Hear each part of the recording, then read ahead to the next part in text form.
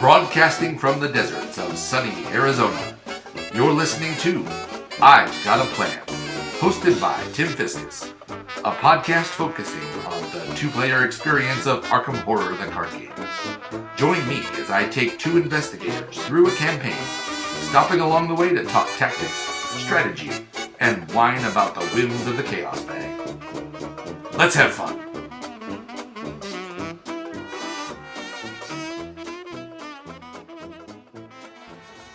Hello and welcome back to I've Got a Plan.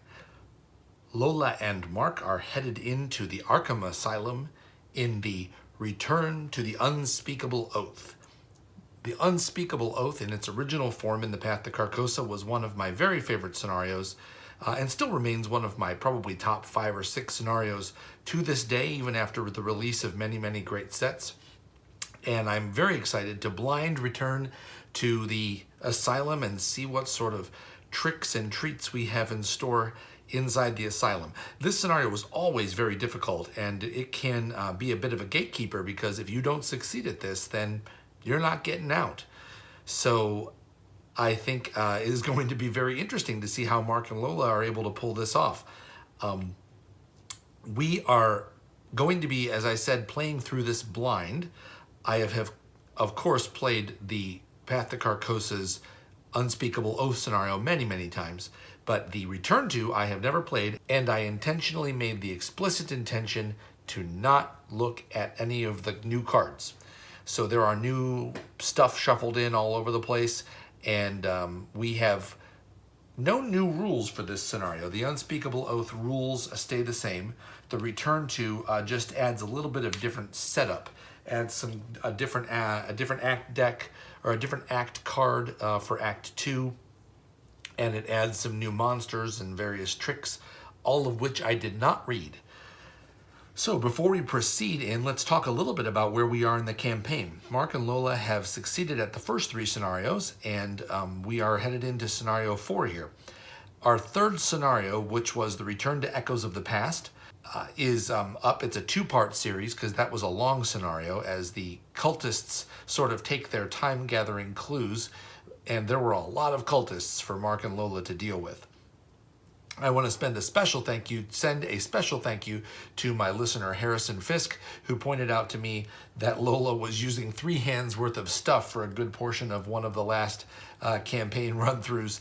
I had certainly not noticed that. I was carrying a flashlight and a fingerprint kit and a gun all at the same time. So my joke there is that she had a stagehand. Ba-doom-tsh. So everybody give her a hand. Okay, I'll stop. So I will try and endeavor to not make that mistake going forward. When you're playing two-handed while you're recording a video, it's difficult to get everything right.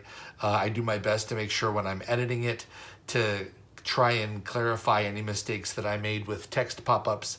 But if I'm careful and I just take my time, I find that I do a pretty good job at two-handed. I've been doing this for years, multiple times a week, and so you sort of get good at it that way. Oops, I got a little location marker here, a little out of place. So I have set up the asylum slightly differently than the recommended setup as far as the geographic, just to be able to fit it here on the table. So what we're looking at here is the eastern and western patient wing. We're connected up to the infirmary up here and the basement over here. My intention is once I'm able to unlock the basement, I can put the locations over here for that. And then we go up to the yard and the garden out this way. And then the mess hall and the kitchen are down this wing over this way, which is the recommended setup there. So event-wise, here's what happened in between scenarios. The team had to decide what to do with the Onyx clasp, and as I said at the end of my last video, we're going to go ahead and keep it, and it was shuffled into Lola's deck. So Lola is now in possession of the Onyx clasp. Mark has not had any story changes to his deck. We kept the Onyx clasp, and as we enter this scenario, we are headed in search of Daniel Chesterfield, the stagehand. He shows up again from The King in Yellow. That is from the production that took place in Arkham. He's one of the last known surviving participants in that particular production. In fact, that might have been the production in France now that I think about it. Yeah, I think that was what the story said. As a result of the setup of this scenario, we have had to add a -3 chip to the bag, as well as 2 cultists, which were swapped out for the 2 tablets that we had in the last bag. So our bag gets a extra -3 there. My chaos bag has been decorated by my daughter, who has stamped all sorts of little Halloween and various things all over this little canvas bag. But it's a terrific bag because it's all one piece of canvas and it doesn't have a seam at the bottom. I kept breaking open my chaos bags, but this one has lasted me almost a year. Easy to use, easy to dig around in. I like it a lot. I have, for those of you who have been watching my playthroughs here, I also have a little roll marker for Lola here. This will keep track of which role she's in and whether or not she has, the red bead is whether or not she has used her ability to change her role that round. Thank you very much to the Deserted Desert by Nicole, Crafts by Nicole, for making me that nice little board. And I believe we're ready to go. Let's talk about some of the changes that happened in the decks between scenarios. We had 3 XP to spend. Mark spent his 3 XP on 3 single 1 XP cards. I picked up 2 well-maintained and 1 more reliable. I had a reliable in my hand, but I wanted to get the well-maintained to go with the grenades so we can really ride that grenade plan. Get those grenades to be both reliable and well-maintained, and then if they run out of charges because the Venturer didn't show up, then I can just go ahead and pull them back into my hand and play them again, and really use that as a primary weapon. That was, those 3 cards were put in, and at the expense of 3 other cards in the deck, which are shown here. And Lola's changes to her deck were a little more complicated. I have adaptable, so I first of all spent my 2 free level 0 swaps to pull out 2 copies of Live and Learn, and I replaced that with a copy of Hyper Awareness and a copy of Elusive. Now, I had to double check on the Elusive because with the Taboo, which I am playing Taboo, that is now a 2 XP card, but because it is still considered to be a level 0 card, you can swap it in with Adaptable. So it's a bit of a shake around there. I'm not sure if that's cheesy or not, but honestly, I really don't care. I'm playing with Lola, so I'm going to take every maybe little rule advantage I can get just to be able to make it through the campaign. I do think that's legal, though. And honestly, the Taboo list is optional anyway, so whatever. Lola would have been able to swap in Elusive if I hadn't gone online and read that, so here, that's where it is. I also would have probably put Machete in her deck if I wasn't running Taboo, so anyway, Lola's adding an Elusive and a Hyper Awareness, and then for 2 of her 3 XP, she's buying another copy of Hyper Awareness, but this time the level 2 version, which is free to play, doesn't cost any resources, and has slightly better icons for committing. Now, in general, I don't like to add pump cards, pump talents to Lola because you have to be in the right role in order to be able to spend resources to pump up the skills. But that said, Lola, when she is in Seeker to use her fingerprint kits, that's when I'm going to want to spend the resources on Hyper Awareness. If I need to sneak away from an enemy and also investigate, I can go into Seeker for that turn and do all of that at once using Hyper Awareness as well. So that was my decision to make on that one.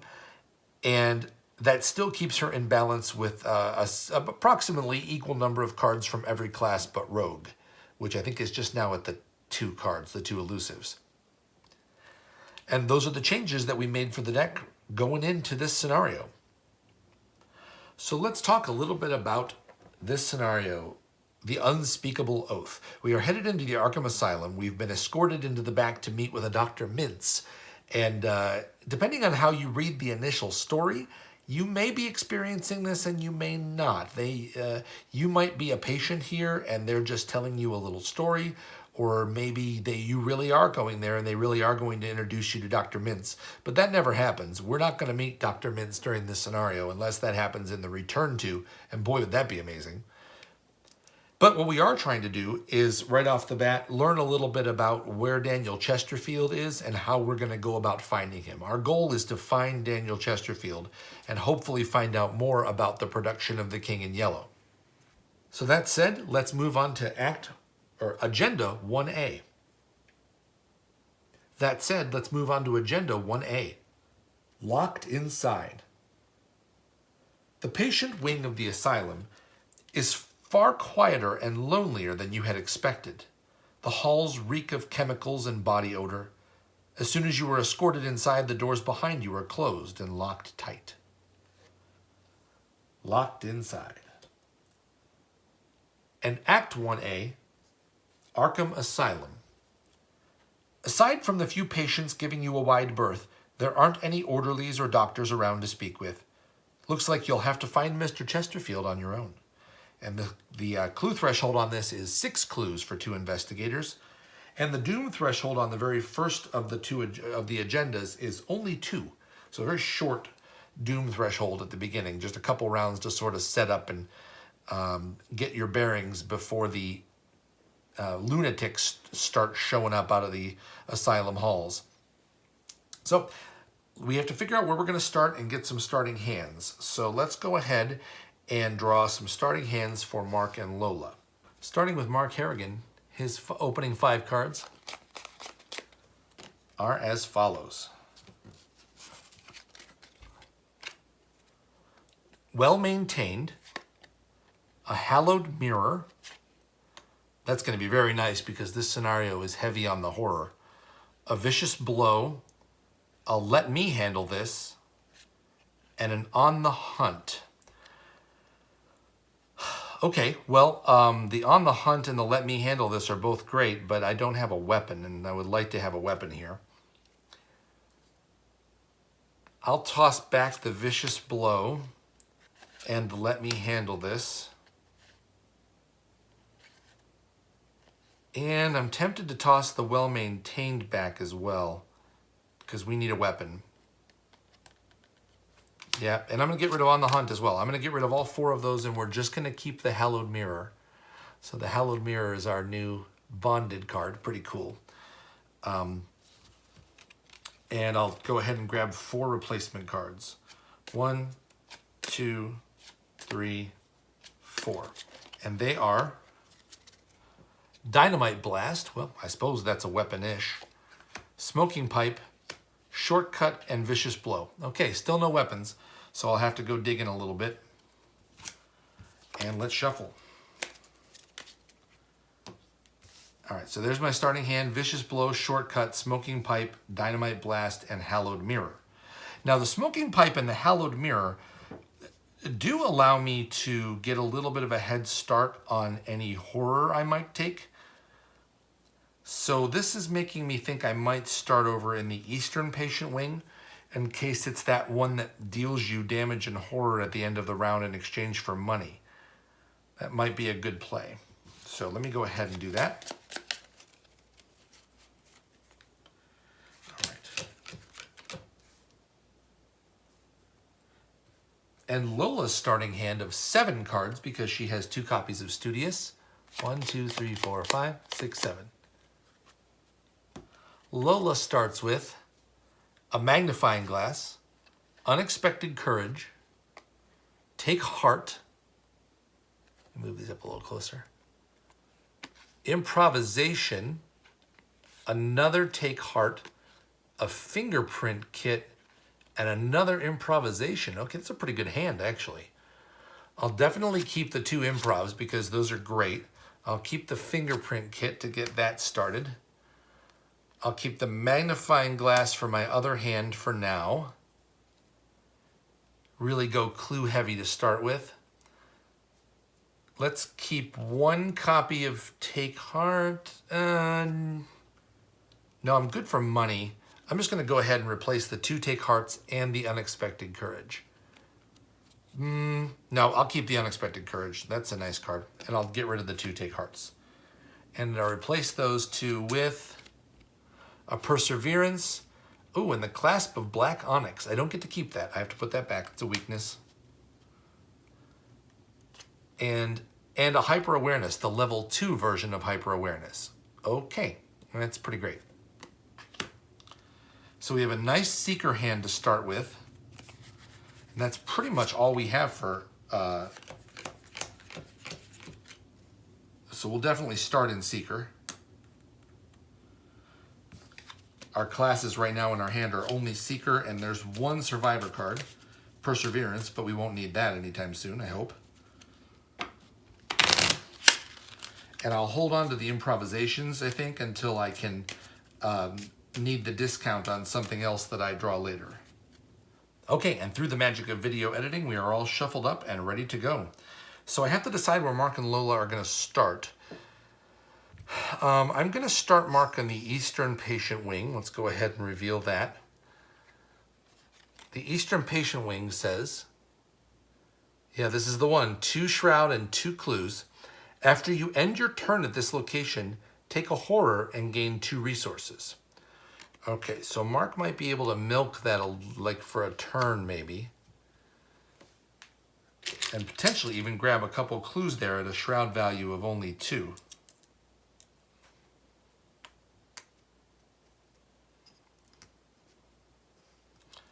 So we'll start there.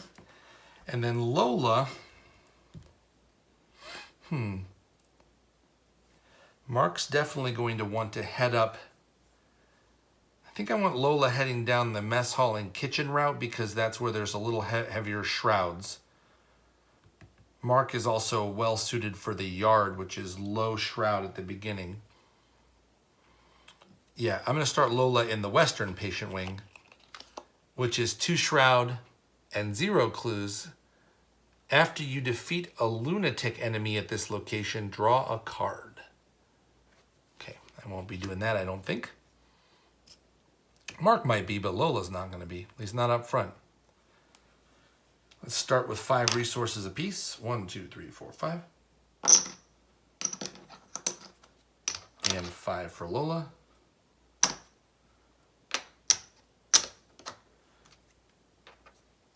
For those of you who haven't seen my videos before, I zoomed in on my table space. I have these really cool poker chip tokens with resources that I have also gotten from Deserted Desert by Nicole. And then I also have the 3 versions of them. So I have resources, nice clay chips. And I also have ammo tokens here. And on the back of them are supply tokens. I designed this as a little backpack with some various things that take supplies, flashlight batteries and potion flasks and that sort of thing. And then I also have my charges for my spells, and on the back of those I have secrets, the tome with the little secrets coming out of it. So that's what those are. I use those chips for pretty much everything in the game. Have a nice feel to them. Pretty cool. So round 1, here we go. What to do? Let's see. I think I'm going to go ahead and start with Lola. She's got a pretty prescribed start going on here. And I will play a fingerprint kit for 4, leaving her with 1 resource. And that fingerprint kit comes in play with 3 supplies. I will also sneak a magnifying glass into play. And there's my 2 hands, so no more hands. I only have the 2. I will try to remember that this time. Okay. No 3rd hand for Lola. And that takes care of all my resources. And that was 1 action for Lola. Lola's 2nd action, I will move into the mess hall. The mess hall says, a wide open doorway leads into the asylum's mess hall, where patients would have their meals. It's quieter than you expected. There are no chairs scuffling, dishes clanking, or patients speaking with one another. This is a 2 Shroud location with 4 clues. After you successfully investigate the mess hall, choose and discard a card from your hand. Okay, so I suppose it's a good place to have a fingerprint kit because my chances are good and I only have to deal with it twice. So that gets 4 clues on it. So between those 2 locations, there's my 6 clues that I need to continue. For those of you who haven't played this scenario before, in general, you need to go fast. You do not have a lot of time to muck about and mess around. Victory points are great where you can get them, but don't dilly-dally. And then for Lola's third action, I will go ahead and investigate here using the fingerprint kit. Take a supply off of that, and that's going to allow me to investigate this at 5 to 2. I will not commit anything to that test. And I do have a new +3 in the bag, so I want to try to be 3 up if I can. Oh, before I draw this first token, let's tell you what the scenario card says. The Unspeakable Oath on standard difficulty. Skulls are -1, which is not bad at all. If you fail, randomly choose an enemy from the set-aside monsters and place it beneath the act deck without looking at it. That starts with 0 at the beginning of the game. And then the cultists, which I also have, are -X, where X is the amount of horror on you. So we do need to be careful about not taking too much horror. And I do not have any tablets or elder things in the bag. Just cultists, because of my success at the Echoes of the Past scenario. All right, now we're investigating at 5 to 2. So really right now the bag is pretty friendly at 5 to 2. Never say that out loud before you draw the token. Oh wow, how about that for a start? We're gonna start with an elder sign for Lola. Oh, nice. It really is just a +2 because I can switch my roll, but I don't need to, I'm out of actions. So I'm gonna grab 2 clues, and I'm going to choose and discard a card from my hand based on the forced effect of the location. And I will choose and discard the Perseverance. All right, leaving me with 2 improvisations, an unexpected courage, and a hyper-awareness. The hyper-awareness I don't need right now because I don't have any cash. And that's Lola's turn, grabbing a couple clues. All right, Mark, what do I want to do here? I do think I might want to take advantage of that 2 resource boon I can get off of the location here and just set up and maybe grab a clue. So first thing I'm going to do is I'm going to spend my first action to play a Hallowed Mirror. Limit 1 per deck.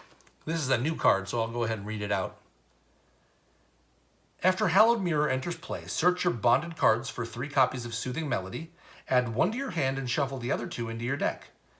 When the Hallowed Mirror leaves play, those all get removed from the game. Okay, so I will put 1 of these Soothing Melodies, which I will show here on the screen, into play, or into my hand, and the other 2 get shuffled into my deck. So I got a little bit of healing in there now, plus I do already have my smoking pipe. Mark's second action, I will go ahead and play the smoking pipe. No, I'm going to go ahead and investigate. So I'm going to take a Sophie to investigate here so that I'm going to take a direct damage.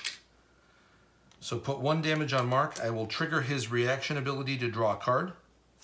And I draw Shell Shock. Wow, heck yeah. For every 2 damage on you, take a horror. I got nothing. That's 2 scenarios in a row where I whiff on Shell Shock. Great. And let's see, I drew a card, and I'm going to be investigating at 4 to 2. Not committing anything to this. And 4 to 2 pulls me a -2, so I do get 1 of the clues there.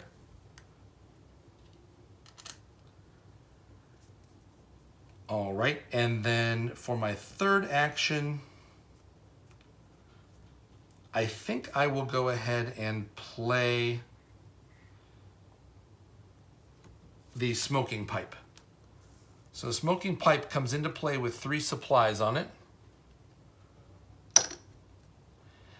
And I can take damage to heal horror. I want to keep that horror down so that I can keep those cultist tokens at a good, easy level. Okay, enemy phase, there is nothing on the first round, so we're going to go ahead and reset. Mark will reset and draw a card, which is, oh, hey, very interesting. The Man in the Pallid Mask coming out early here. Let's see, the location farthest from all investigators. Looking like that's the garden right now. The kitchen is a total of 4 away. The garden is 6 away. 1, 2, 3. 1, 2, 3. Okay, so the garden is where he's going to go. That is 6 away total from all of the investigators. And that is locked. I cannot enter the garden. So the man in the pallid mask is going to hang out there having a smoke while we're all inside doing our duties. And then I'm going to take a resource. I did not pay for the hallowed mirror or the smoking pipe. Bad Tim. I am now at 3 resources with Mark. Lola's at 0. She will reset. I'll reset the... Oh, I'm switching my role to survivor for this round. I'll reset. Meant to do that at the end of the round. Or end of Lola's turn. And I will go ahead and draw. I got a scene of the crime. Okay, that might be handy, depending on what I get in the Mythos phase. But there aren't very many enemies in the encounter deck until we hit this first agenda. So speaking of which, 1 doom on the agenda out of 2. And our encounter cards are as follows. Mark draws Bleeding Walls. All right, this is sort of a new one here. This is a return to, oh no, this is return to. Revelation, test willpower X, where X is the shroud value of your location. If you fail, lose an action and take a horror. Which reminds me, I was supposed to take a horror at the end of the turn and gain 2 resources. So let me do that. Mark will take a horror and gain 2 resources, putting him at 5. And now I have to test willpower 2. I will just go ahead and let's Sophie this test. I don't want to lose an action and take another horror. I'd rather take a damage. So I will use Sophie, put a damage on myself, and test this at 4 to 2. But before I test, I need to draw a card off of the Sophie effect, or off of Mark's ability. And Mark draws a blackjack. Oh, there's a weapon. Okay, this is particularly good if I hang out with Lola, so I'll keep that. And then I'm going to test 4 to 2 on the Bleeding Walls.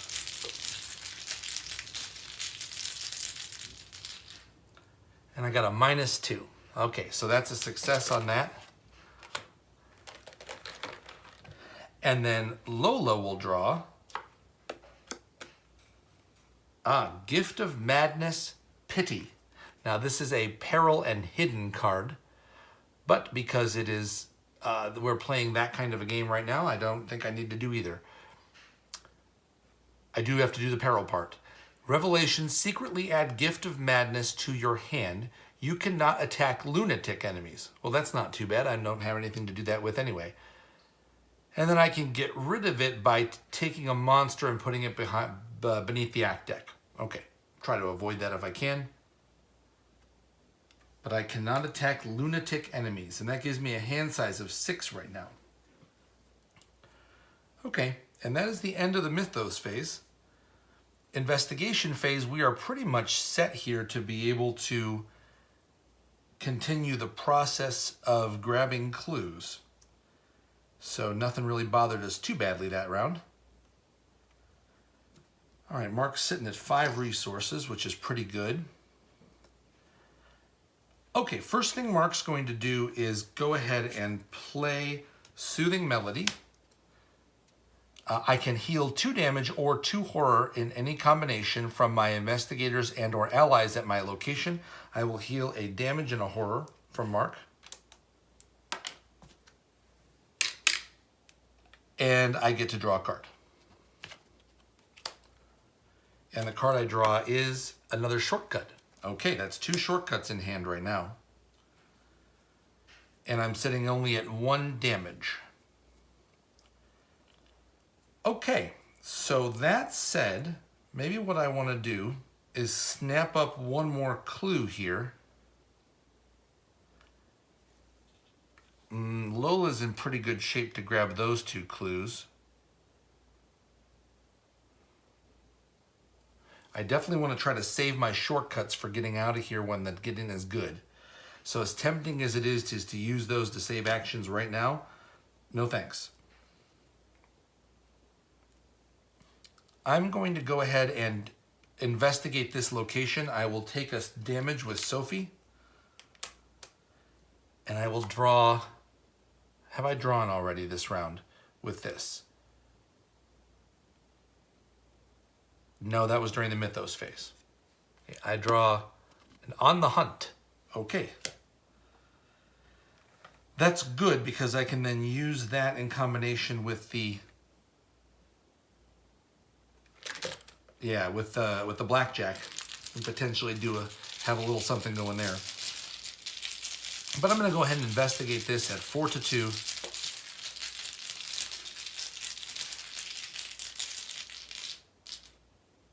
And I drew a skull, which is -1, and I did not fail. So that is successful. Mark will grab that clue. That's 2 clues for Mark and 2 clues for Lola. And that was Mark's first action. No, second action, because I played the Soothing Melody. All right, and then for my third action, I'm going to go ahead and just move into the Asylum halls. And we're good to go there with Mark. Okay, Lola, I'm sitting in Survivor right now. I would like to zip back into Seeker to grab these 2 clues. It's going to force me to stay in Seeker on the transition. But that's okay. Let's just do that. I will go ahead and switch to Seeker. That's my switch for the round. I will investigate this location using a fingerprint kit. And I am at 5 to 2.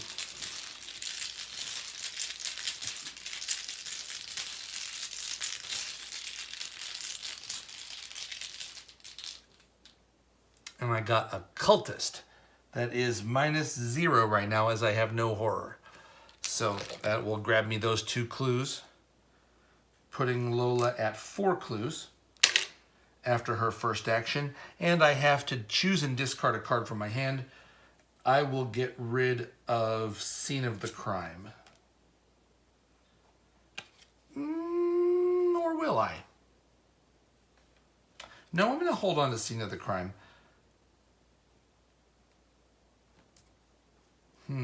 Nope, that's what's going to go. I can't get rid of the rest of the stuff. It's all too good. Scene of the Crime is going to go. And then for my second action, let's see. The kitchen is locked. Let's go ahead and advance. I'm sitting at 6 clues between Mark and Lola. Let's just spend them. First of all, I can't remember whether any of the treacheries in the encounter deck make me lose clues. And second of all, I don't even know what's in the encounter deck because of all of the return to stuff.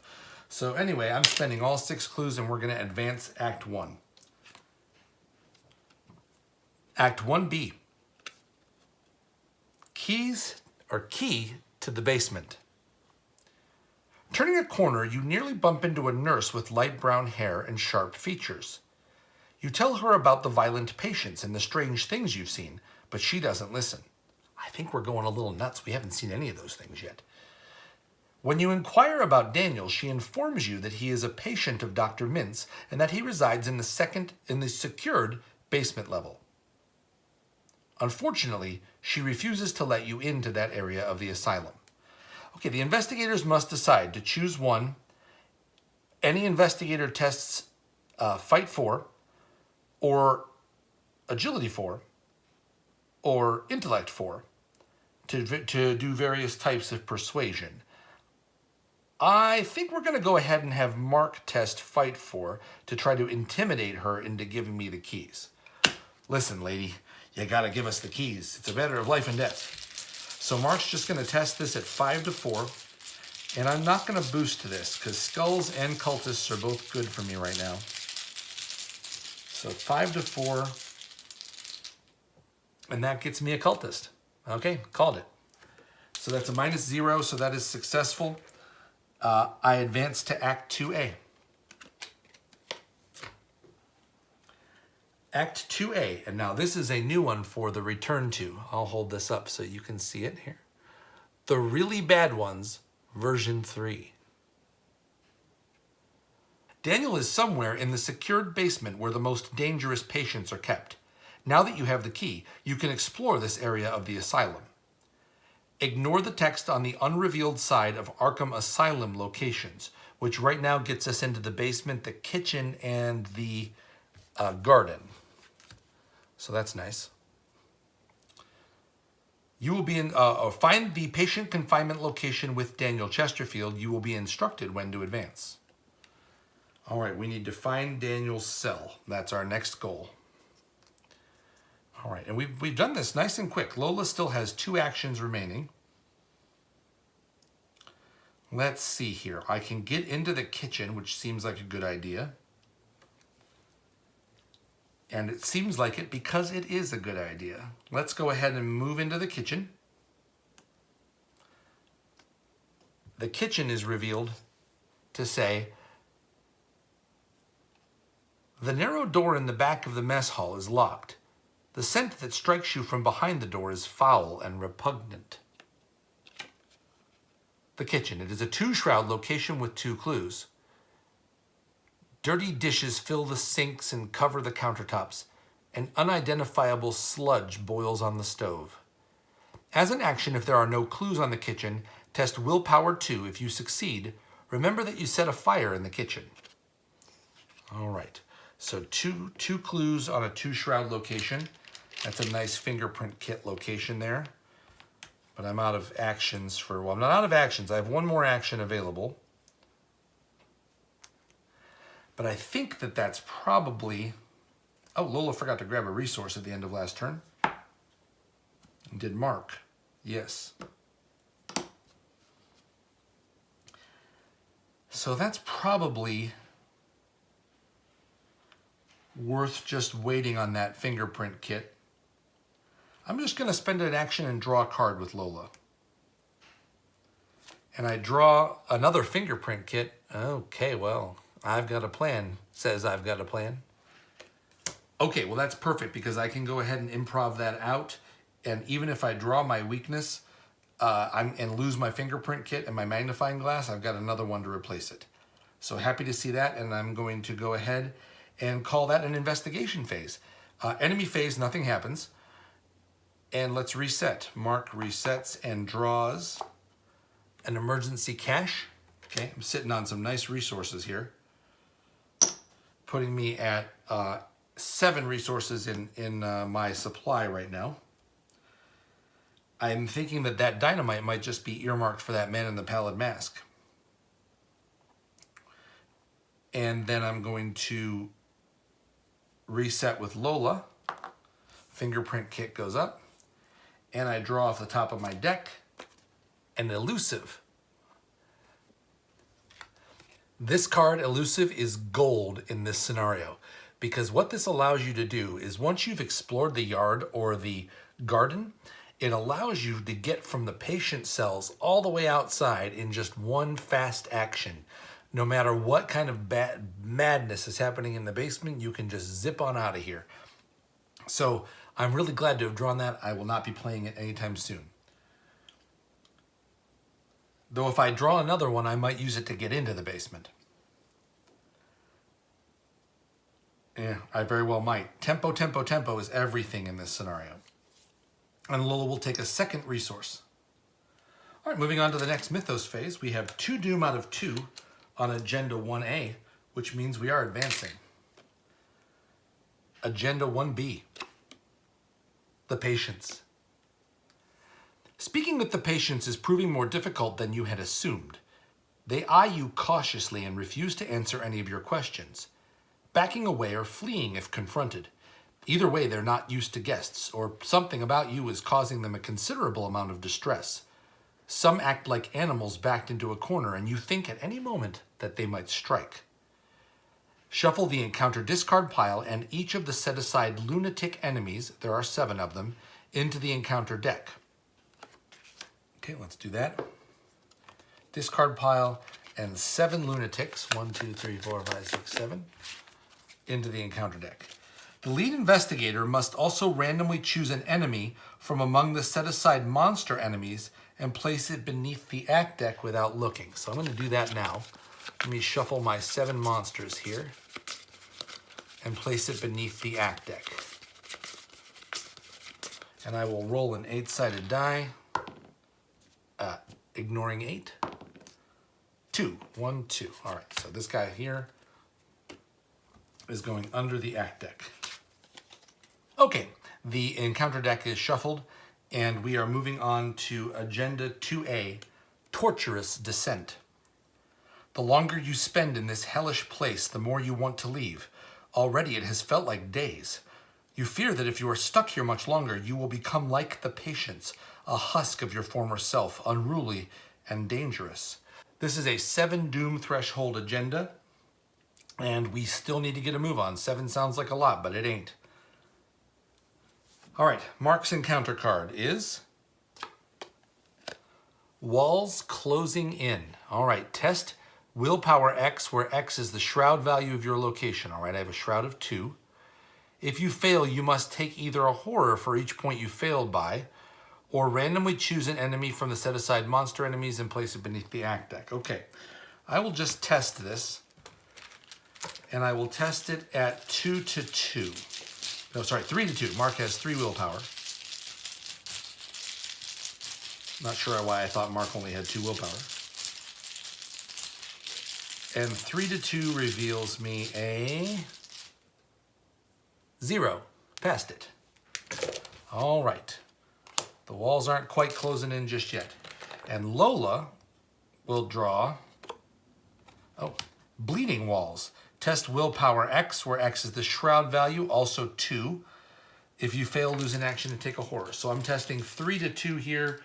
I will just test that. 3 to 2.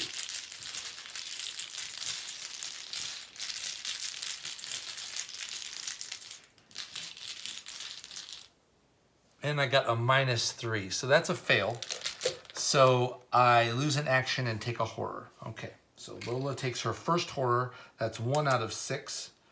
And I lose an action this round, so I only get 2 actions. Okay, well, gotta tell you that elusive is looking a little bit tempting. Still no enemies, so I think this is gonna open up an opportunity to help for me to take out the man in the pallid mask. Yeah, for sure. So Lola's going to go ahead, I think, and get her move on. I'm going to go first with Lola. I'm in Seeker right now, and I'm going to fingerprint kit the kitchen. So this is going to be a 5 to 2.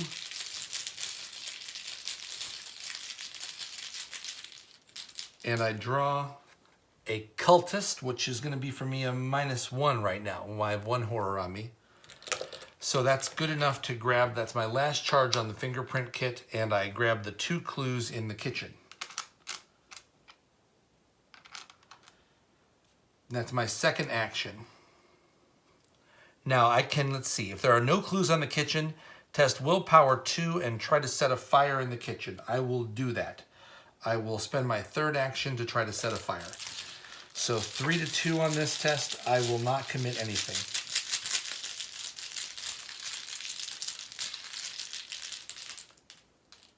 And I got a -1 for my efforts. So that is a successful fire setting. So I'm just going to mark that with a resource token to show that I have done that. So I have set a fire in the kitchen. That is the end of Lola's actions. At the end of that third action, I will swap roles. And I'm going to go ahead and move into what? I'll move into Rogue. In case I want to elusive out of here. I'm pretty sure that's the first time I've switched into Rogue since the beginning of this campaign. All right, Mark has 3 actions available. I will spend the first one to move into the yard. The fresh air and the illusion of freedom makes the asylum's courtyard a common gathering place for patients. Through the barred windows, dead tree branches sway in the wind. Gray, overcast skies trap the asylum in a dull limbo. The yard is a 1 shroud location with 2 clues. While you were investigating the yard, it gets +1 shroud for each horror on you. Now, I already knew this, so I'm cheating a little bit because Mark doesn't have any horror. So it's pretty much perfect. So let's go ahead and put 2 clues on there.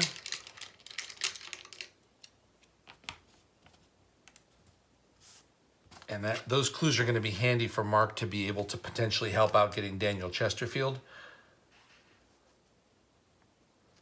if necessary.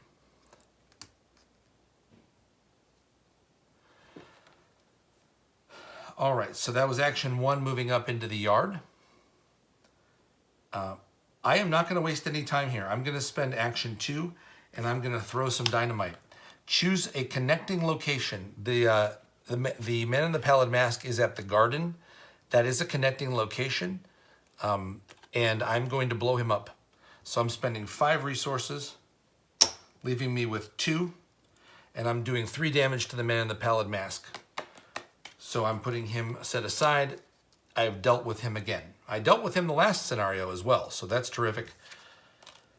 Dynamite Blast is along for the ride, largely for that reason, honestly. Big money expenditure, but I do have an emergency cash in hand. And the question is, do I want to move into the garden and get that taken care of? No, I want to start it. I want to incite a fight here. So let's go ahead and spend an action in the yard to investigate. And that is a 2-to-1 check with Mark.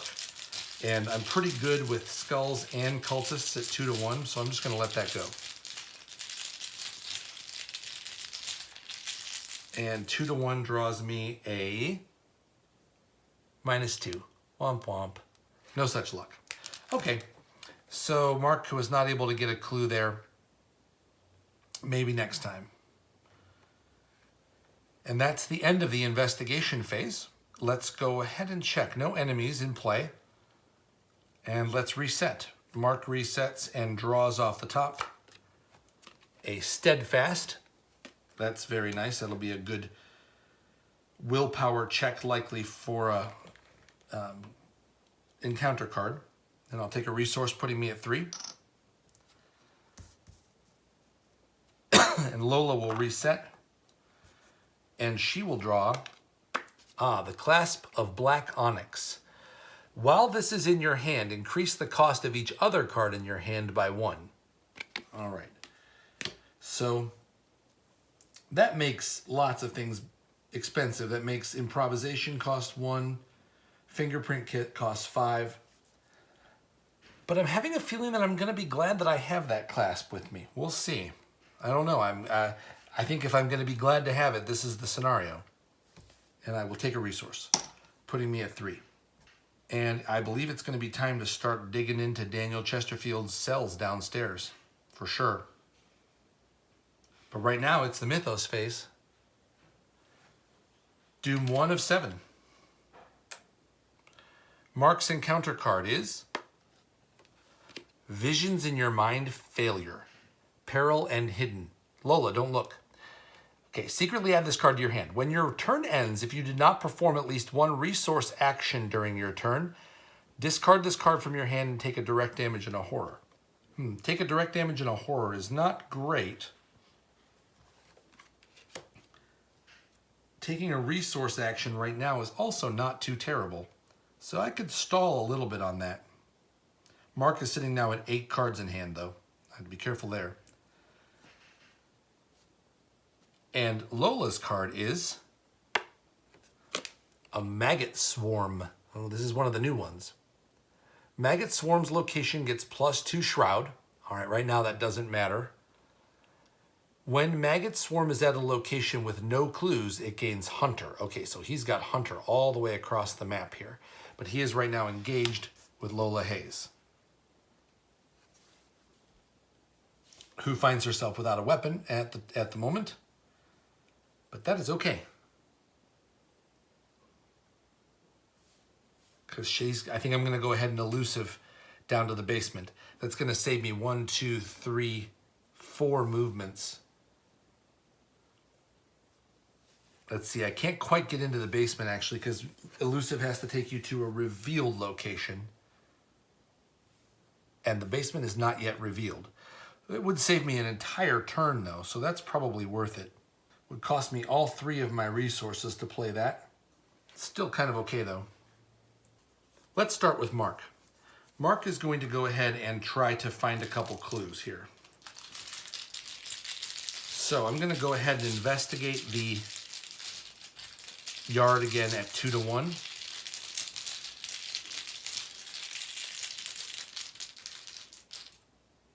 And that gets me a cultist, which is a 0, -0. So I do grab a clue off the yard. I think I'm going to do it again. I'm going to do that again. But I'm going to play on the hunt. I'm going to commit on the hunt to make this a 3 to 1 check. I don't want to take a Sophie just yet. So 3 to 1. And that gets me a 0. All right. So that grabs me the second clue at that location. Now there are no clues there, so I could take a damage and start a fight. But then I'm going to be taking another damage in a horror from the visions in your mind failure. Until I get a little more healing around, I think I'm going to wait on that, on starting a fight there. So I will spend my third action to just take a resource and satisfy that. Plus I might need the resources. So that's going to get me to a 4th resource, and then that takes care of the visions in my mind. All right, Lola, who is in Rogue, holding a elusive and needing to get away from an enemy and get across the board. That seems like a pretty good combination of things. But for right now, I'm going to save the cash. I'm going to play improvisation. Fast, play only during your turn. Switch your role. I will... Oh, can you play it and stay in the same role? I bet you probably can't. All right, I will not play improvisation. I will just go ahead and play elusive. So elusive costs 2. It will now cost 3 because of the clasp of black onyx in my hand. And I will disengage from each enemy engaged with me, which is the maggot swarm, staying here in the kitchen. Seems like the right place for them. And I'm going to zip all the way across here to the eastern patient wing. That is a fast action, does not cost any actions, did cost me all my resources though. However, that said, I could snap another fingerprint down pretty quick here. Fingerprint kit. I have not actually changed roles this round. Yeah, let's do that. I don't have the cash for it, not yet, because clasp is a little bit too expensive. So for my first action, I'm going to move into the basement hall. And the basement hall says, dank air drifted out of some of the darker hallways. Carolyn asked, do some of these passageways lead underground? Nurse Heather nodded. It's a very old building, Doctor. Mallory O'Mara, the investigators of Arkham Horror. The basement hall is a 4-shroud location with 2 clues. After the basement hall is revealed, put the 4 set-aside patient confinement locations into play. So this is 4 shroud and 2 clues, and it is a victory point location. So I'm definitely motivated to be able to clear this out.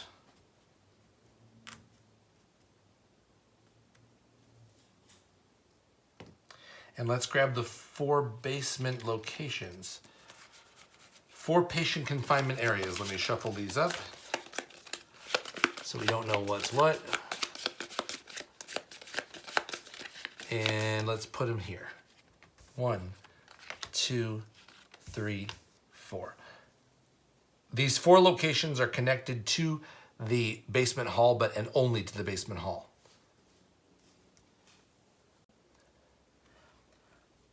So for Lola's second action, I'm going to take a resource.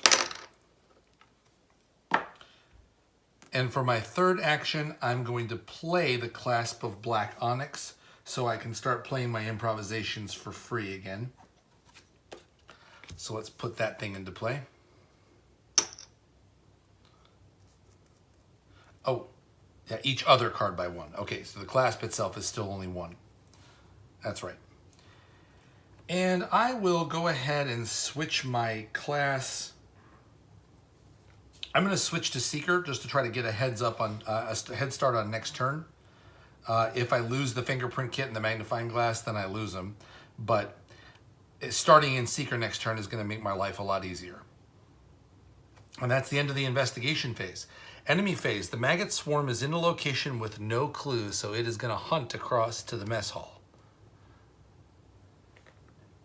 I did not evade it. I just disengaged from it, so it is ready to go to hunt. And then we're going to reset, draw some cards. Mark resets and draws 32 Colt. Good, good. I needed a weapon. And I'll take a resource, which is putting me at 5 resources. In 8 cards in hand. And Lola will reset and draw an art student. Oh, okay, that's nice. That's real nice. I could use that to grab one of the clues in the patient confinement areas, or because I want to use the fingerprint kit to grab the one in the basement hall. But either way, I'm going to take a resource. I also might just commit it, though the soak would be very nice on the art student. Okay, so that is it, and we're heading into the next round, Mythos phase. Doom 2 of 7 on the agenda 2A. And we draw encounter cards. Mark's encounter card is a mad patient. Very nice. Spawn at the nearest asylum halls, which will be these Western patient wig here. And forced when you attack the mad patient, take a horror. Now that's not so good. Though he's only 2 fight, 3 evade, and 2 health. And he would let me draw a card if I beat him at this wing right there. So that's pretty good. And then Lola will draw. Ooh, this is interesting. Fragile Thoughts. This is one of the new ones. Revelation, discard events from your hand with a total resource cost of at least X. Oh, this is going to be terrible. This is, no, there's not going to be two ways about this. Where X is the shroud value of your location. Oh my God. Okay, so what happens here is that I have to get rid of 4 events from my hand. No, a total printed resource cost of at least X. Well, let's see. The only 2 events I have in my hand are both my improvisations. So, bully on me for not getting those out. That's terrible. So I lose both of my improvisations. Ouch. So there goes the plan to get that fingerprint kit quickly into play. So in which case the art student is looking a little bit more tasty. Because it would take me an entire turn to save up the money for that fingerprint kit now. That's a tough situation, no doubt about it.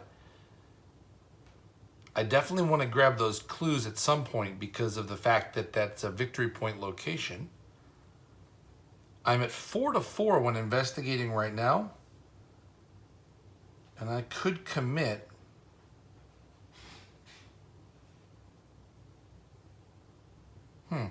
Yeah, okay, let's try this. I'm going to try a little sneakery here. Yeah, I'm going to stay in Seeker. And for Lola's first action, I'm going to investigate the basement hall. And I'm going to commit a hyper awareness for 2 icons. And that will allow me to investigate at 6-4.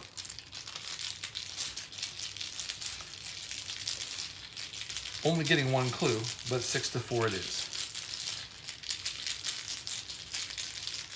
And out of the bag comes a -2. Woo, close. Okay, so I grabbed one of the clues on that location, putting Lola at 3 clues for now.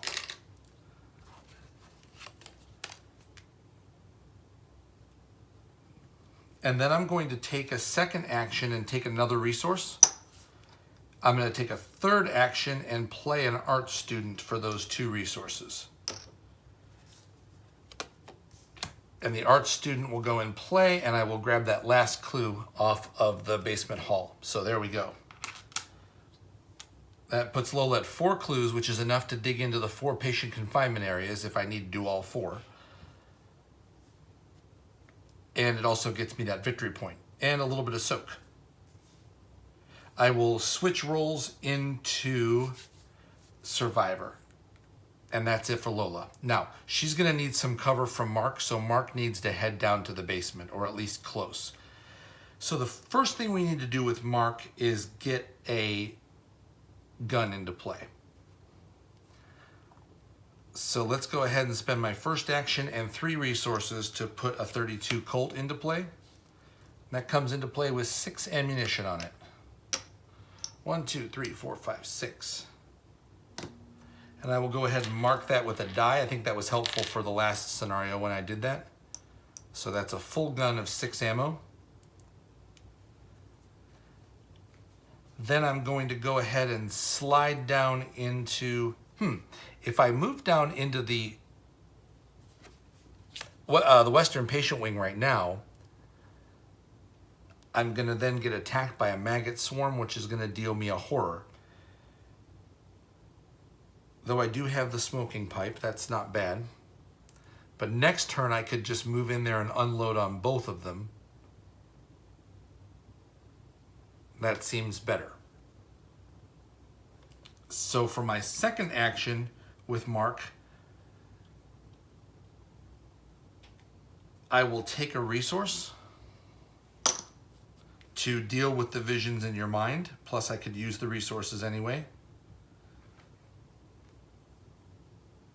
And for my third action, let's see. I'm going to draw another card. Sort of get set up here. No, I will go ahead and incite a fight in the courtyard with my third action. That will also draw me a card. So that'll do me a 3rd point of damage, of direct damage. It has to be direct, I don't have anywhere to put it. And I have to be close. I have to be careful. I'm getting close to Sophie range here. And let's see. If there are no clues on the yard, take 1 damage. Remember that you incited a fight. Okay, I have now incited the fight among the patients. And that is 3 actions for Mark, and that is the end of the investigation phase. Enemy phase, the maggot swarm hunts. The mad patient does not, I believe. No, it does not hunt. So we got a maggot swarm and a mad patient there in the Western Patient Wing. And that's it for the enemy phase. Let's reset. Oh, I needed to draw with Mark when I took the damage. Forgot to do that. Mark drew a pair of handcuffs. Okay, I could use that to evade a humanoid enemy. We'll see if I need to do that. I might just commit that. And I'm still at 8 cards in hand, and I'll take a resource. Oh, wait, hold on. I did not actually draw in the upkeep. I was drawing for the damage that I took. So during the upkeep, I then draw another card. Mark does draw through his hand, doesn't he? This is my weakness. Campaign mode only, peril hidden. Revelations, secretly add this card to your hand. When the game ends, or if you are eliminated, discard this card from your hand. You earn 2 fewer experience. And then after you successfully investigate a location with no clues on it, discard this card from your hand. All right, well, I'm in a good place for that. So that goes into my hand. And now I have to get rid of something. I will get rid of... I'll get rid of those handcuffs. I'm not going to use them. And then Lola will reset and draw another unexpected courage. Terrific. Those will be great down there in the basement. All right, and let's go ahead and Mythos phase. Doom 3 out of 7 on Agenda 2A. And Mark's encounter card is... oh, another Mad Patient. Okay, spawn at the nearest asylum halls. Prey, most remaining sanity. Okay, when you attack, take a horror. Boy, this is just a perfect situation for a grenade, and I don't have any. So he spawns right there with everything else. Yeah, the problem with that is a lot of horror right there. If I don't deal with it, and I have to deal with it. And that's what I've got the smoking pipe for, but I'm definitely going to need a little more healing. But I've got more in my deck, so hopefully I'll just start drawing into it. And that's Mark's card. And Lola's card is... oh, mercy. A straitjacket. If there is no copy of straitjacket in your threat area... I was worried about this. Put straitjacket into play into your threat area as an asset that takes up a body slot and 2 hand slots. Return each asset in those slots to your hand. Okay, well that's kind of okay. The magnifying glass and the fingerprint kit go back to my hand. The fingerprint kit was empty anyway. I honestly don't know that wasn't a good thing. And then this card cannot leave play except for the ability below to spend 2 actions to discard the straitjacket. All right, so I now cannot use a body slot or either of my hand slots hopping around in a straitjacket. But right now I don't need any of those things. I'm ready to just sort of do the thing I'm trying to do. Let's get Mark out of the way first. And I'm going to go ahead and use a shortcut here because I can then use all 3 actions to start firing bullets. So I'm going to shortcut into the Western Patient Wing, which engages me with all 3 of these enemies. The Maggot Swarm, the Mad Patient, and the other Mad Patient. All right. Action number 1, I'm going to fire a bullet from the 32 Colt. And this is going to be on, I'm going to fire on one of the Mad Patients. And this is at 5 to 2.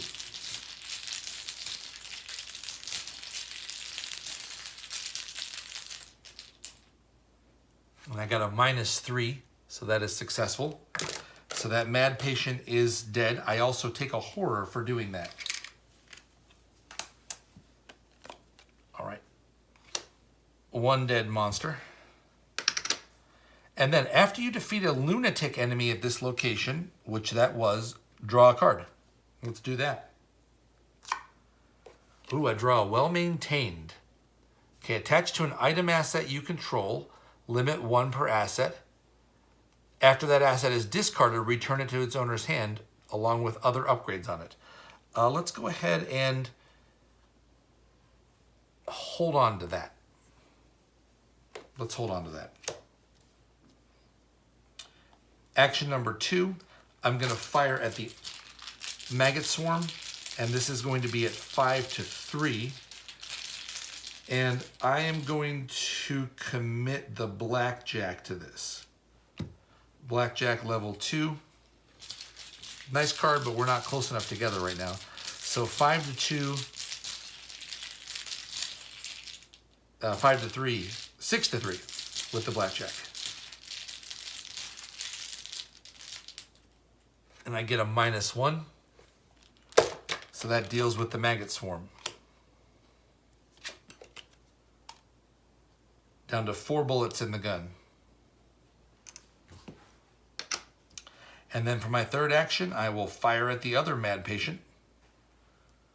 Boy, if I had that new Rogue card that lets you cash it in if you deal with 6 points worth of enemies in a turn, I would still not be able to play it because I would not have any actions left. All right, and I'm firing at 5 to 2 on this guy.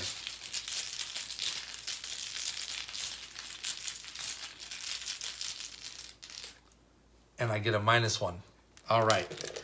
He's also dead. I take a horror for attacking a mad patient, putting me at 2 horror out of 5.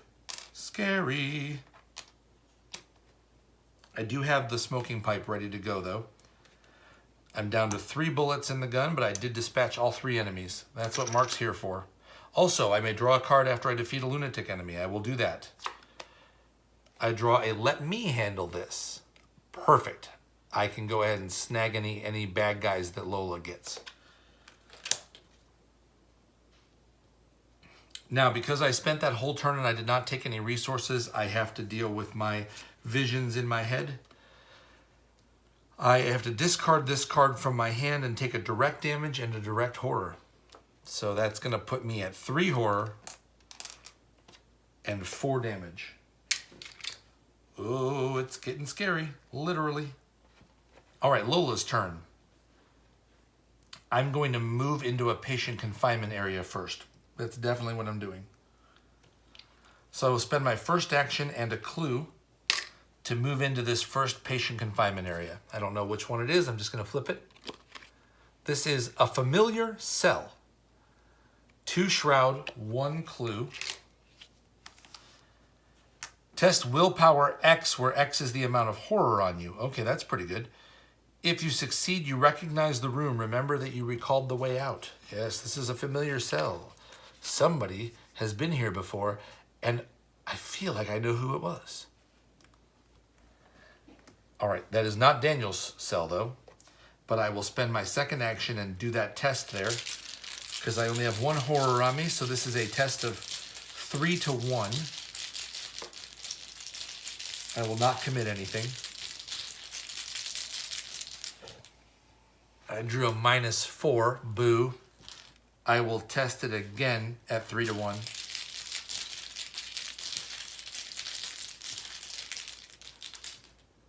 And I got a -2. Okay, so I got it that time. I have now recalled the way out. That's 3 things done. Set a fire in the kitchen, started a fight, recalled the way out. And that's it for Lola's 3 actions. Pretty quick. I will stay in Survivor. And that's the end of the investigation phase. No enemies. We have cleared them all out. Hooray! Anything else going on there? No, let's reset. Mark resets and draws another smoking pipe. Don't need it right now. Can commit it.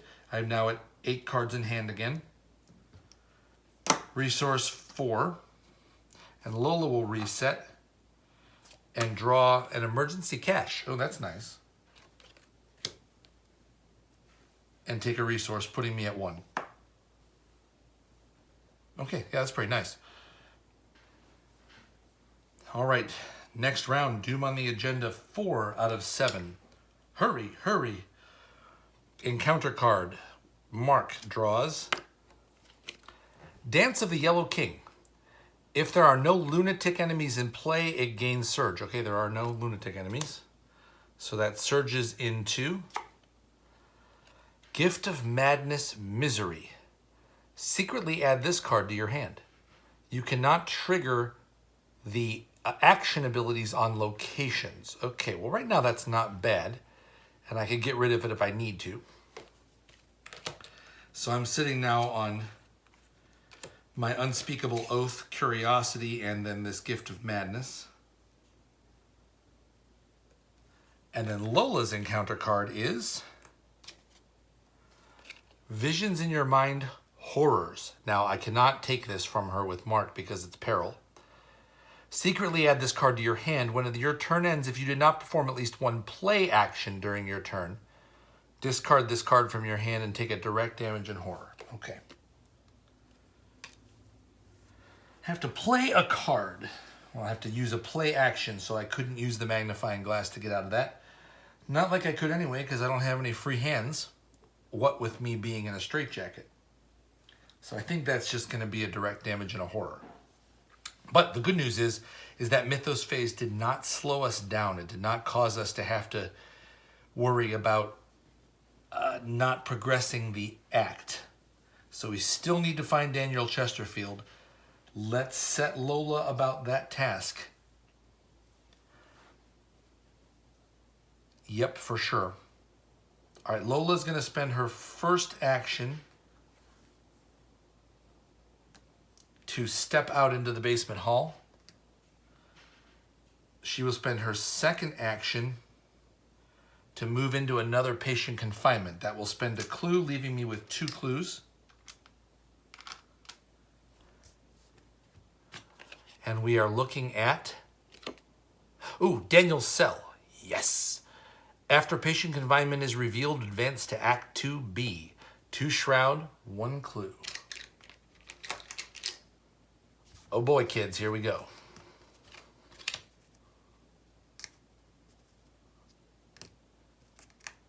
I have found Daniel's cell with 1 action remaining. And we don't know what happens because this is new. Find the patient confinement location with Daniel Chesterfield and advance. The Tale Retold. When you enter his cell, you find Daniel huddled in a corner of the room, sobbing and rocking back and forth on the ground. No mask, no mask, he stammers over and over. You help him to his feet and ask him what he remembers about the King in Yellow, but he interrupts you. I already told you, he exclaims frantically, his eyes wide with a yellow glow. Don't you remember the last time you came here? His words make no sense. You've only just arrived here. Haven't you? No. The man stammers, falling backward onto the dirty cot in the corner of his room. It will never end. It will never end until he is gone for good. And he will never be gone so long as you are here. Get me out. I want out.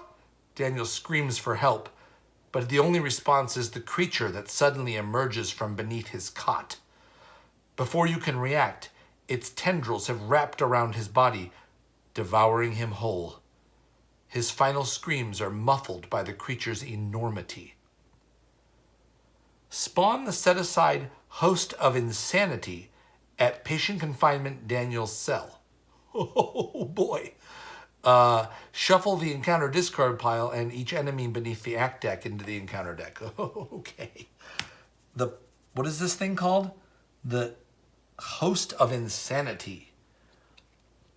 All right, let's find that. Oh, mercy. Host of Insanity. Oh, what a cool artwork. It's like this big tentacle thing underneath Daniel's cell. Let me hold it up here. That's super cool. I haven't seen that yet. It is a 4/4/4. 4 fight, 4 evade, 4 health. Avatar Elite. Massive. Hunter. Host of Insanity gets +2 per investigator health. So this is a 8 health enemy. Oh boy. Action. If you control Clasp of Black Onyx. I do. Parley. If you reveal the clasp to the creature, it freezes in place, whispering a garbled prayer. Automatically evade Host of Insanity. Oh man, that's super cool. So Lola has the clasp at exactly the right time, man. So I had a feeling it was going to be good to have it, but I wasn't sure why. If you've played through the original Return to Carcosa campaign, or Path to Carcosa campaign, this particular scenario, it's a bit of a dichotomy. If you kept the clasp, then you don't get the side of Daniel that deals with the clasp. So the only way to get the side of Daniel that says if you have the clasp, you can evade him, is if you didn't have the clasp. And so you make the wrong decision no matter what you do, which is pretty cool design, although it's a little confusing at first. But now you can actually do something with it.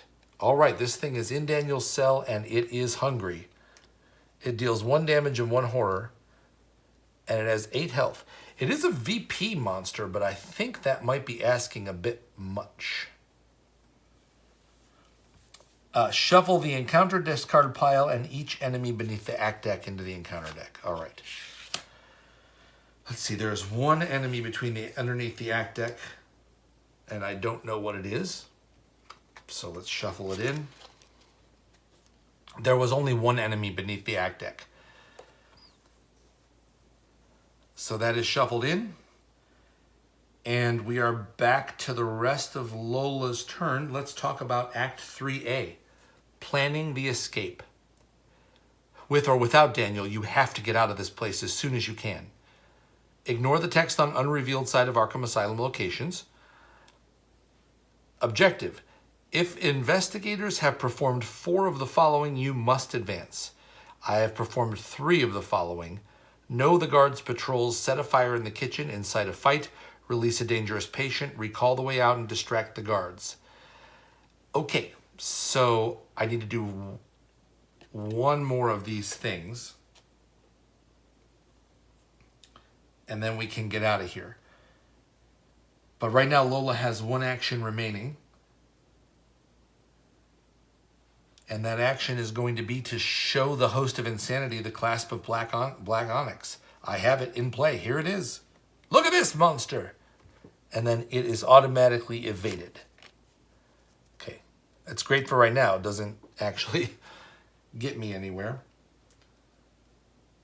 Boy, I gotta tell you, it is tempting to go down there with Mark and try to whoop up on that monster for a victory point, but I think that's just asking for trouble.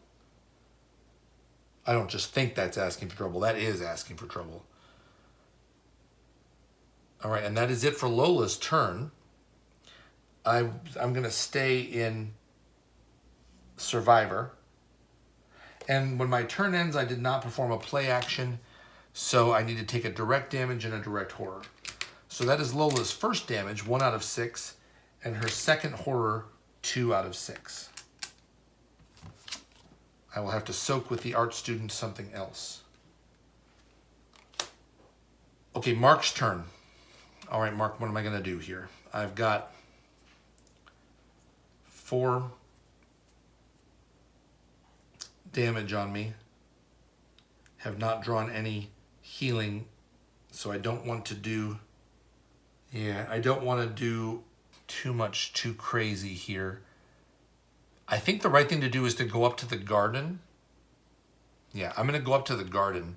So let me move up to the yard for my first action. Oh, wait. Actually, that now has 4 shroud because I have 3 horror on me. I'm going to do it right here. I'm going to try to investigate this location. It has no clues on it, but I am going to try to investigate it. Boy, I don't have anything to help out either.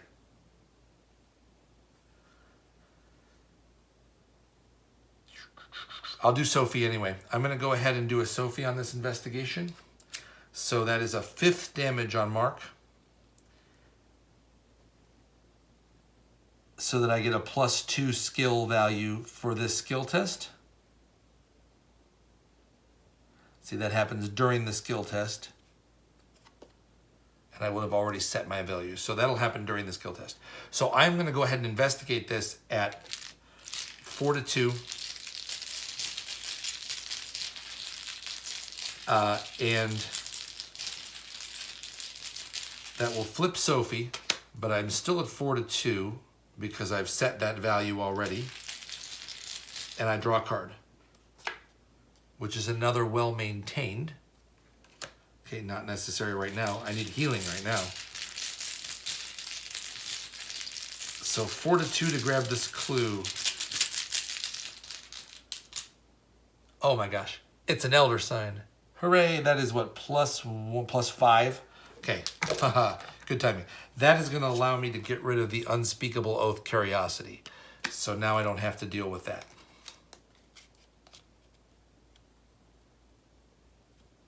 And that is just discarded. All right, I'm now at -1 to all of my skills.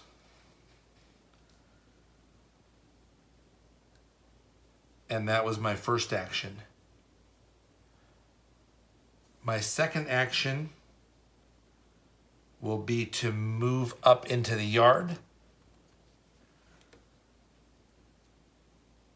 And my third action will be to move into the garden. Let's check out the garden. The gate leading into the garden is locked. You cannot enter the garden, except I can now. So let's flip it over. The garden is a 3-shroud location with 2 clues. As an action, if there are no clues in the garden, remember that you distracted the guards. Test dexterity 2, agility 2. If you succeeded, remember you distracted the guards. All right. Well, I have lots of those symbols, but I need to grab clues first, and that's going to be tricky because I can't do Sophie anymore, and my investigation ability is garbage. So Mark's not going to be distracting the guards. Not with those 2 clues on there.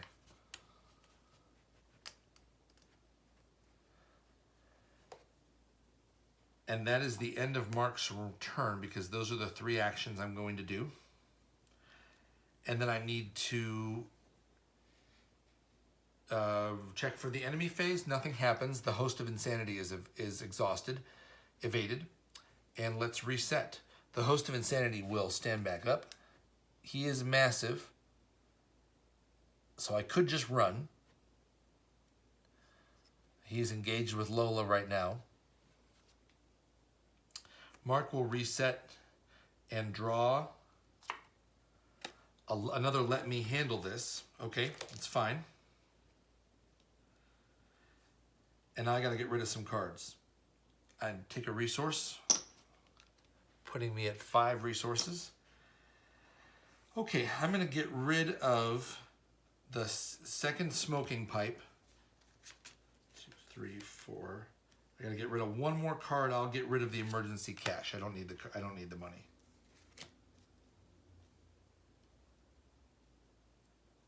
Yeah. Okay. Smoking pipe and emergency cash are gone. And Lola will reset. And she will draw a look what I found, which could be great out there at the yard for sure. Yeah, okay, sure. I'll take the look what I found. And I'll take a resource, putting me at 2. And that's the end of the round. Mythos phase. Doom number 5 of 7 on the agenda. And Mark's encounter card is a maggot swarm. All right. And that is just going to be engaged with Mark. I have seen worse things. And Lola's encounter card is Bleeding Walls. Test willpower X, where X is the shroud value of your location. All right, that is like right now 2? Yeah, 2. So test willpower 2. If I fail, lose an action and take a horror. Let's see here. I will commit an unexpected courage to this. So I'm going 5 to 2 on this test.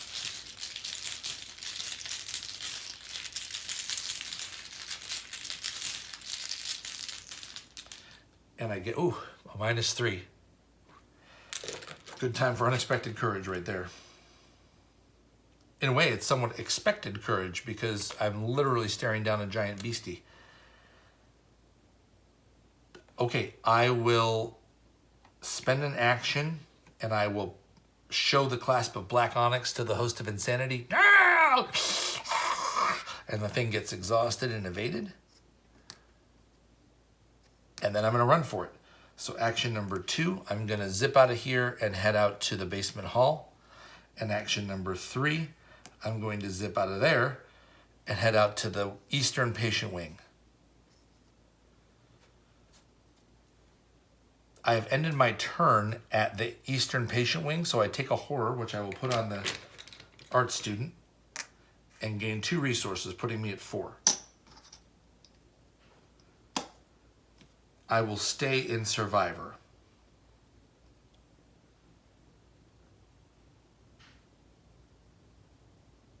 All right, Mark, I got a maggot swarm to deal with here. Let's go ahead and fire off a bullet at him.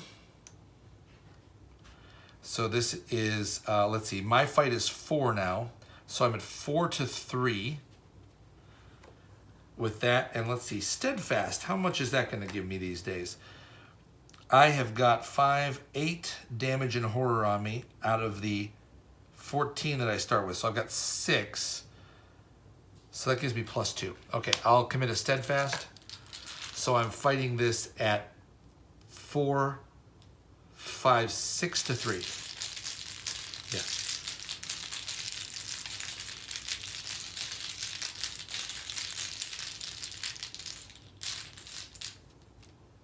I get a skull. What is that? -1. Okay, that's successful. All right, thank you, Steadfast. And that is my 4th bullet off of the Colt. 2 remaining. And that takes care of that maggot swarm. So action number 1, I killed that thing. Action number 2, I'm gonna draw. I need some healing. I'm gonna try to draw and get some healing. I get an on the hunt, okay? Oh boy, oh boy. What do I want to do here? I'm sitting at 1, 2, 3, 4, 5, 6, 7, 8 cards in hand. Let's go ahead and fast action the well-maintained to the 32 Colt, because it's about out of ammo. And I can go ahead and on the hunt something to keep. Well, I think I'm all right. I can commit that. So for my 3rd action, what am I gonna do? I've got the let me handle this is to pull the stuff off of Lola. I'm gonna draw again. 3rd action, I'm gonna draw one more time. And I draw a reliable. Okay. Attached to an item, and then that'll give me +1. So yeah, sure, I'll attach that to the Colt, get a +1 on my bullet shots out of that. Gets me back to my 5, essentially, because of Sophie being flipped. And that's the end of the investigation phase. Enemy phase, nothing happens, and then we're resetting. So Mark resets, and I draw a True Grit. Okay, well that's good as far as being able to take more damage. Certainly have the cash to play it. I have now 6 resources. And Lola is going to reset and draw. Oh, an elusive. It's so beautiful. I get my 2nd elusive. Great. And take a resource. Okay, we got a shot at getting out of here. The Host of Insanity is ready again and is going to start coming after us. And let's go into the Mythos phase. Doom number 6 of 7. Getting close. And Mark's encounter card is, ooh, do I want to go on the hunt here? Let's see. I've got the Colt. Boy. I will. I'm going to go on the hunt. Fast, play when you would draw an encounter card during the Mythos phase. Spend a resource. Search the top 9 cards for an enemy, spawn it engaged with me, and shuffle the encounter deck. So top 9 cards for an enemy. 1, 2, 3, 4, 5, 6, 7, 8, 9. Let's find an enemy in here. A mad patient, a maniac. That's a little dangerous. Ooh, a praying by a key. What does this do? This is new. When engaged with an investigator with remaining sanity 4 or fewer, swap praying by a key's fight and evade values. Woo! So it becomes a 5 fight. Beatable though.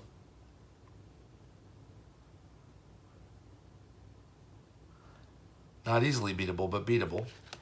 And then we've got another maggot swarm. That's pretty tempting. And a maniac. I'll take the maggot swarm. And I will shuffle up. Oh, was that buy a key the monster? It was, yeah, okay. So that's the monster in the deck.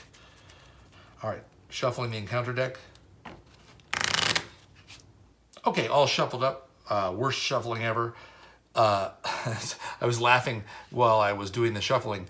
On the Hunt just went and got me maggots. So that is, Mark is really on a very interesting quest to go find some more maggots. I need maggots. All right. And then Lola's encounter card is going to be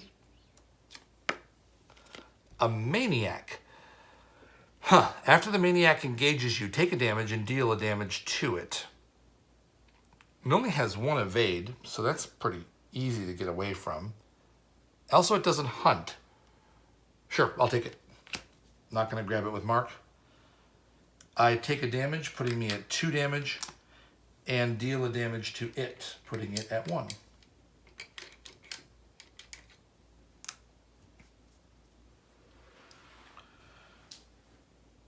All right, that is the end of the Mythos phase. Let's head into some investigation. So first things first, I'm going to start with Mark. And I have a pretty clear goal here. I'm going to fight the maggot swarm. I'm going to be fighting them at 5-3 with a Colt bullet. Putting me with 1 bullet left.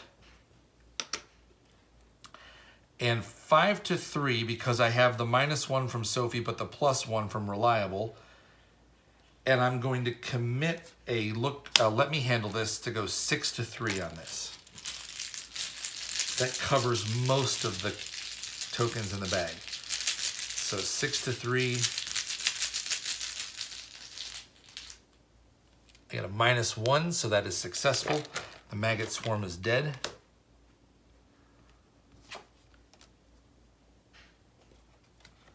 All right, and then my second action will be I'm going to take care of this Gift of Madness in my hand and randomly choose an enemy among the set-aside monster enemies and place it beneath the act deck to get rid of this so that I can trigger the ability on this location. So I'm getting rid of that. And I will select a random enemy from over here, shuffle them up. I don't know what they are. Take that one, put it beneath the act deck.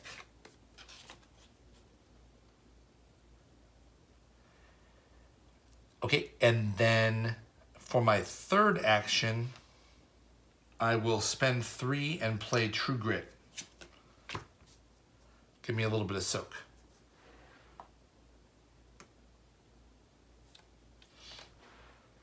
All right. Lola's turn. I'm going to... I haven't changed... Let's see. Do I want to swap? I'm in Survivor right now. If I swap... If I elusive out of here... Yeah, okay. It's the right thing to do. I will elusive... I will spend... We'll switch into Rogue. I will elusive out of here for 2. Spend 2. And leave this maniac behind. I'm going to leave that maniac on the floor. And I'm going to zip over to the garden where Mark is hanging out. I couldn't do that while there was an enemy there, so I had to wait for Mark to take care of that, because elusive specifically says unrevealed with no enemies.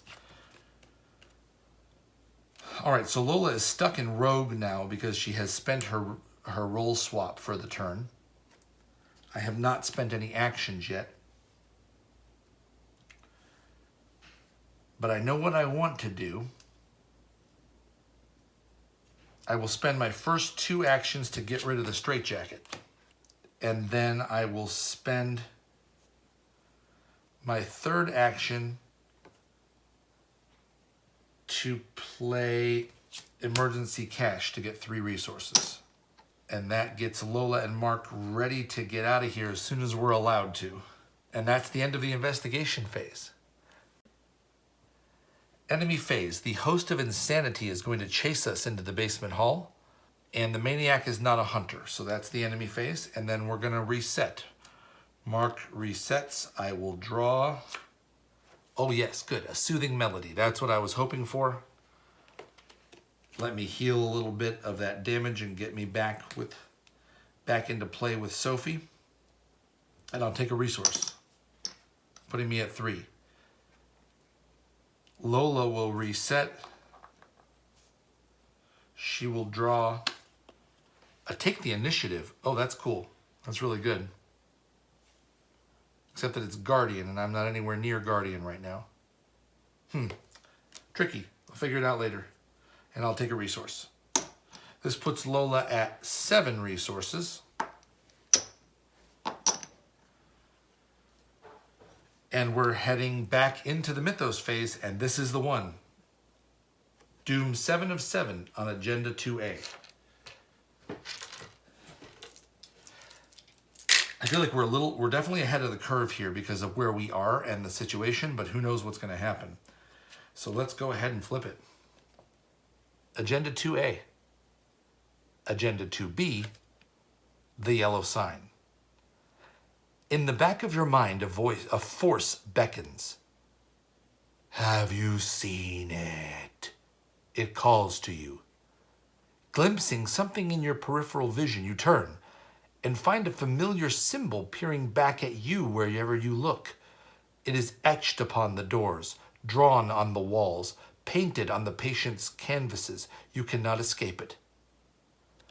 The lead investigator must randomly choose an enemy from among the set-aside monster enemies and shuffle it into the encounter deck without looking at it. Okay, we'll do that. Check the campaign log. If Constance Dumaine is not listed under VIP's slain, search the collection for Constance Dumaine, a little too sociable, and spawn her in the garden. The garden? Why, that's where I am right now. Okay, so we're going to have Constance Dumaine to deal with. And let's see, do we reshuffle the encounter deck discard pile? We do not. All right, timeout while I take care of all that. All right, Constance Dumaine, a little too sociable, has showed up. She is 4 fight, 6 health, and 1 evade. Monster Lunatic Elite. She is a hunter. While Constance Dumaine is exhausted, she gets +3 fight. So don't try to evade her and then take her out. That's no good. So she is going to spawn here at the garden. And as she deals damage, I'll put her with Mark. And then we're heading into the... I went ahead and shuffled the monster into the encounter deck. And now we're heading into the second half of the Mythos phase where we draw encounter cards. And Mark draws... a mad patient.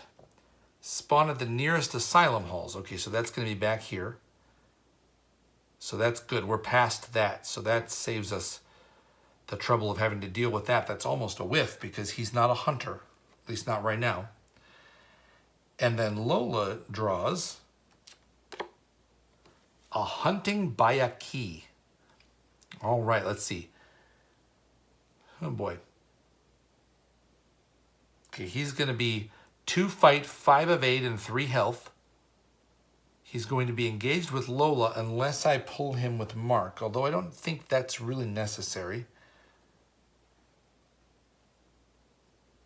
He's evadable with Lola because he's going to be at 5 fight and 2 evade with Lola.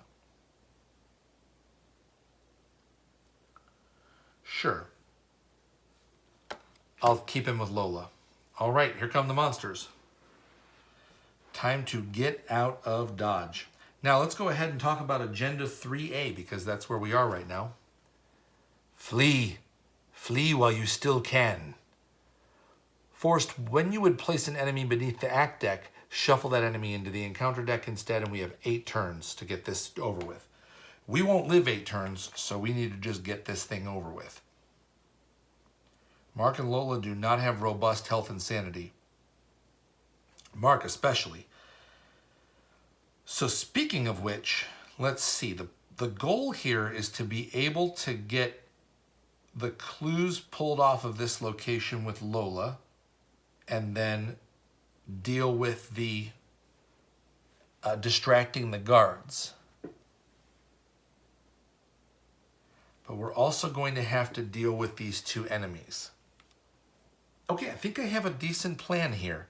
I'm going to start with Mark, and I'm going to fire my last bullet on the 32 Colt.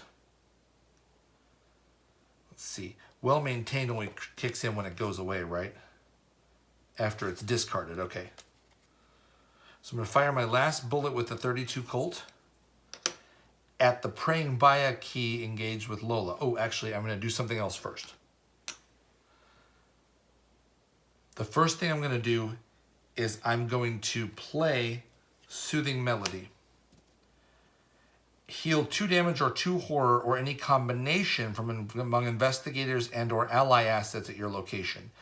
I'm going to heal a horror from Lola, and I'm going to heal a health from Mark. And here's why. Healing the horror from Lola is going to make that praying Baya key keep his stats of 2 fight and 5 evade, which will let me hit him harder. And taking the damage off of Mark allows me to flip Sophie back over, which says if you have 4 or less damage, flip Sophie. I have exactly 4. So Soothing Melody also procs an attack of opportunity from Constance Dumaine, which I can put on True Grit. She deals 2 damage. And I draw a card, which is an emergency aid. Okay, that's great. Not fast, but I have the money for it. Here comes the healing. Okay, then action number 2 with Mark, I will fire the last bullet off the Colt at the praying Baya key, and I will commit a vicious blow to this. Because this is a fight action, I do not take an attack of opportunity from Constance, so I'm going to be firing this weapon at now 5, 6. The Colt fires at 6, plus the vicious blow is at 7 to 2. So 7 to 2 on the praying Baya key.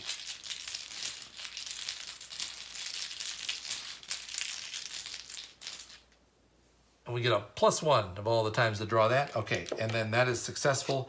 So the praying Baya key has been shot out of the sky and is dead. It has 3 health. Done. Dead. Oh, I also missed the True Grit. When the True Grit took damage from Constance Dumaine, I get to draw a card with Mark's ability, which is another vicious blow. Okay. And then Mark is going to spend his 3rd action evading Constance Dumaine at 3 to 1, and I will commit a well-maintained to this check. So that is 4 to 1.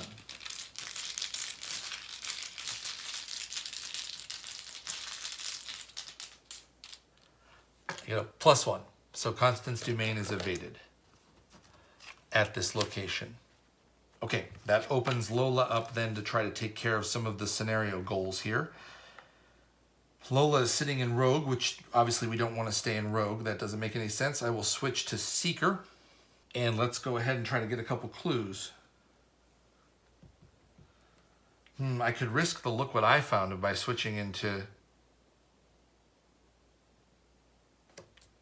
that's interesting. I could switch... Yeah. It's cheaper. I'll switch into Guardian instead. And then I'm going to investigate. So I'm investigating at 3 to 3.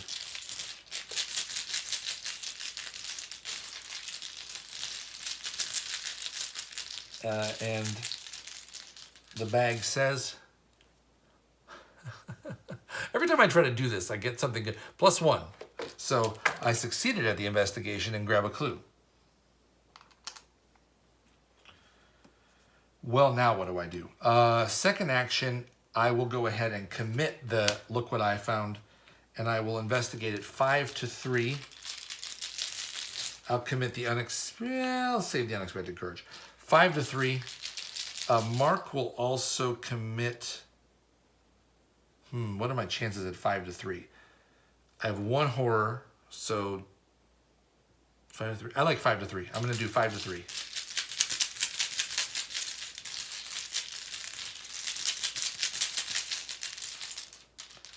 And the chaos bag says 0. All right, so that's the second clue got enough of that location. Lola now has 4 clues. That's 2 actions done for Lola. And then I will... Let's go ahead and try to take care of the action on the location. So this is a agility 2. If there are no clues on the garden, test agility 2. So here we go. Agility 2, I am at 3 to 2. I will commit an unexpected courage to go 5 to 2.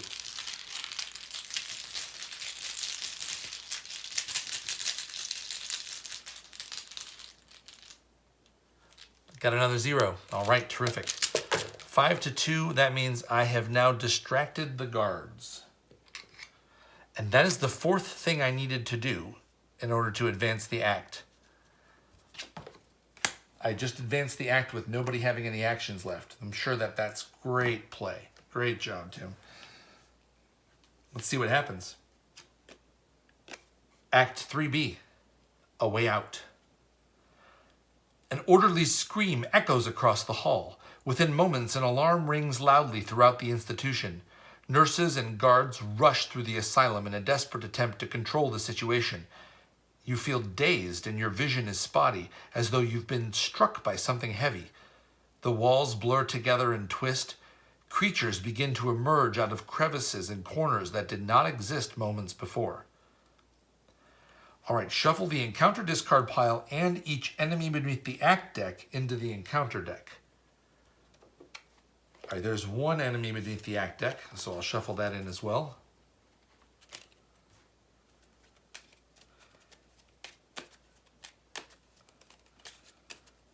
If at least 3 monster enemies were shuffled into the encounter deck by this effect, that is not the case. So I can ignore that, the rest of that ability. I only had 1 monster enemy shuffled into the encounter deck. Oh, that's not true. I had 1 in the discard pile also. I had the buy a key. So that was 2, still not 3.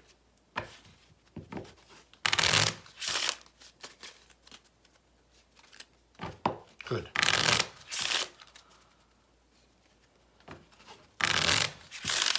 I'm going to double check this, make sure that one of those other monsters wasn't accidentally a monster. I did a quick search through the encounter deck to make sure there weren't any monsters I was missing, and there were not. I shuffled only 2 in. Okay, and that's the end of A Way Out, Act 3B. Act 4A, No Asylum. All hell has broken loose. Ignore the text on unrevealed side of Arkham Asylum locations. The garden gains. Action if there is no ready enemy in the garden. Resign. Finally, a way out. All right, and all we have to do is resign. And then we can advance. Well, that seems possible, certainly, but we are done with our actions. Going on to the enemy phase. We have the Host of Insanity hunts into the Eastern Patient Wing. Still a decent distance away from us. And that's it for the hunters. And we reset. Mark resets and draws another reliable. Doesn't matter right now. And I'll take a resource. And Lola resets and draws an act of desperation. Okay, well, Also don't need that right now. 2 fight icons are not necessary, and depending on what we draw. And I'll take a resource, putting me at 8. All right, Mythos phase. If I can survive this Mythos phase, I got a good chance of getting out of here. So Mythos phase, Doom 1 of 8. Mark's encounter card. Another Praying by a Key. All right, that goes with Mark. Yeah, that's bad. No doubt about it. But he is evadable. He's definitely evadable. And then Lola's encounter card is... Oh, and Constance also is ready at that location, and I would have put her with Mark. So Mark's got the Constance and the Buy a Key with him. And then Lola's card is a Maggot Swarm. Okay. Monsters, monsters, monsters. And me without a weapon. I have no bullets. But the good news is I don't need bullets. I need to just get out of here. Okay, so let's go ahead and go first with Mark. Man, this is good timing. The Praying by a Key that is engaged with Mark has 5 fight and 2 evade right now. Yeah, I'm just going to go ahead and try to evade him. I'll spend my first action with Mark to try to evade that Praying by a Key. At 5, let's see, I've got at 3 to 2. And I will commit a shortcut to that to go 4 to 2. And I will commit an emergency aid to that to go 5 to 2.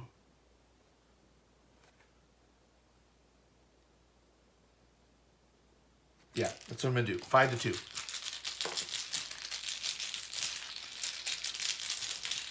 2. And evade the Praying by a Key.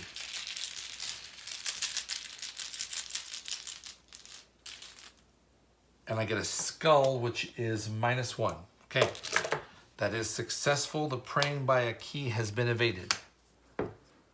Oh my heavens. All right, now Mark will attempt to evade Constance Dumaine.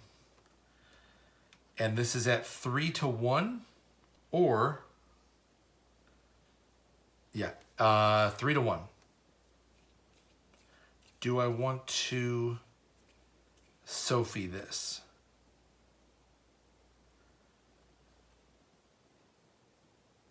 I really would like +2 on this.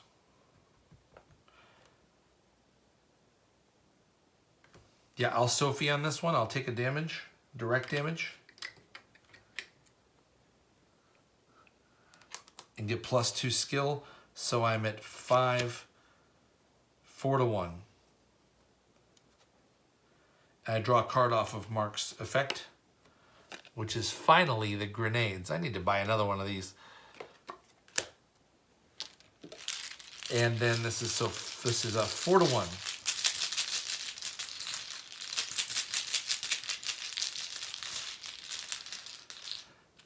And I get a +1 out of the bag. Okay, so that's an evade on Constance Dumaine.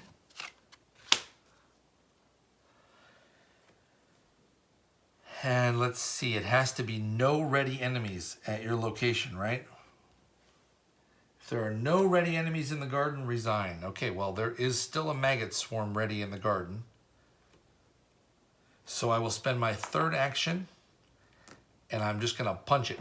I'm just going to reach across the garden, and I'm going to pop it.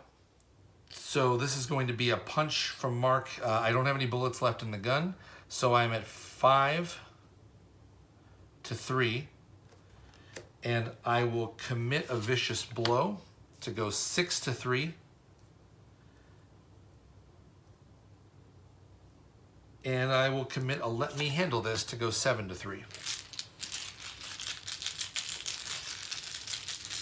At 7 to 3, and if this is successful, I have punched the Maggot Swarm.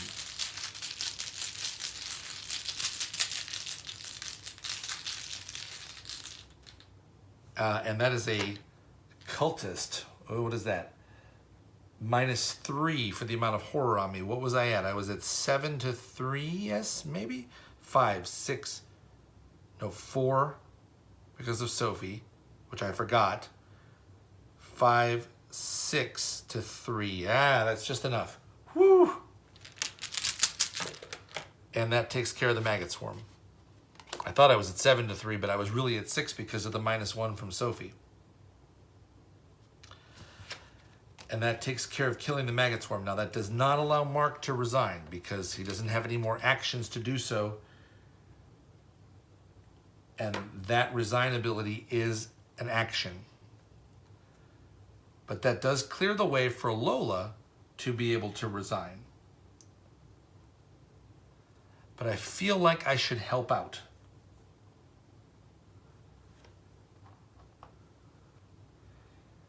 I don't have any weapons to help out, and I cannot attack lunatics. Are these? The Bayaki is not a lunatic. Can't kill him though.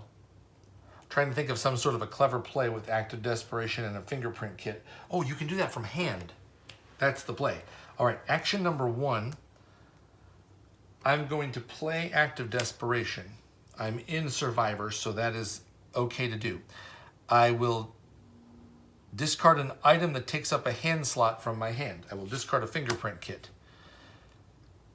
I will fight at +4, so I will fight at 7 to the, let's see, the Praying Bayaki is not engaged with any investigators right now, so he is at 2 fight. So this is 7 to 2 to deal 2 damage.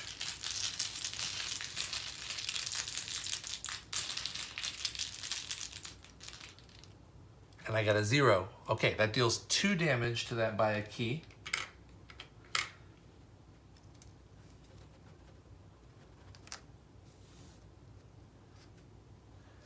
Out of the 3 health that it has. All right, and then for my second action, I can just attack it at 3 to 2. Let's just do it. I'll just punch it at 3 to 2. And Mark is going to see what's going on here and is going to commit a grenades. And we're going to go 4 to 2 on this punch. Oh man, this is going to be cool if it works.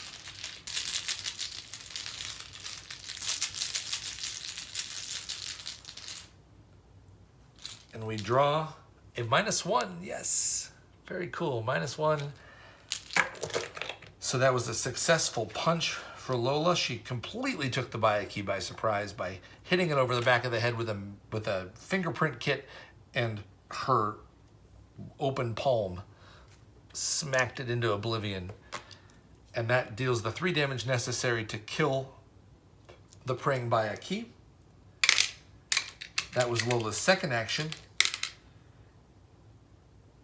And Lola's third action is going to be to resign. There are no ready enemies at this location, so Lola can resign. She's out of here. Her campaign continues. Sorry, Mark. See you later. All right, and that's the end of the investigation phase. Enemy phase, the host of insanity is going to hunt. And that is all that's going to happen. Reset. Mark resets his stuff. And we draw another emergency aid, which notably has a evasion icon on it. Though that might not matter. Yeah, it will matter. And then Constance will ready and engage Mark, who's the only one left. And Mark takes a resource, putting him at 5. Lola's already resigned, so now we're just down to the mythos phase. Doom number 2 of 8 on the agenda 3A. Mark's encounter card. Oh boy, this could be bad. Walls closing in. Test willpower 3, where it's the shroud value of your location. Yeah, willpower 3. If you fail, you must take a horror for each point you failed by. Or shuffle a monster in. Okay, that's not too bad. All right, willpower 3. I don't have anything to boost this right now, and my willpower is 2. So 2 to 3. I get a tentacle. Finally, we hadn't seen that one in this scenario. I guess I can be very glad that it showed up now. So that's a fail. So I would either have to take 3 horror, which would of course drive me insane, or randomly choose 1 enemy from among the set-aside monster enemies and place it beneath the act deck, which would shuffle it in, I believe. Yeah, that gets shuffled in instead. I will gladly shuffle a monster into the deck as my penalty. All right, that's shuffled in. And that's it for the Mythos phase. I survived that, and now it's time to evade and get out of here. So right now my evade is 2 to 1 on her. I could heal. So what I'm thinking here is if I play emergency aid, I could heal 2 damage. But first I would take an attack of opportunity. I could put one of them on True Grit and one of them on myself would put me at 6. Yeah, that's what I'm gonna do. Shoo boy, that might end up being the same though, because I will end up back evading at 3 to 1, which is the same thing as committing the emergency aid. There's no good way to deal with this. I'm just gonna evade and I'm gonna commit the emergency aid. So I'm 3 to 1 on the evade. Come on, Mark. You can get out of here. You can do it.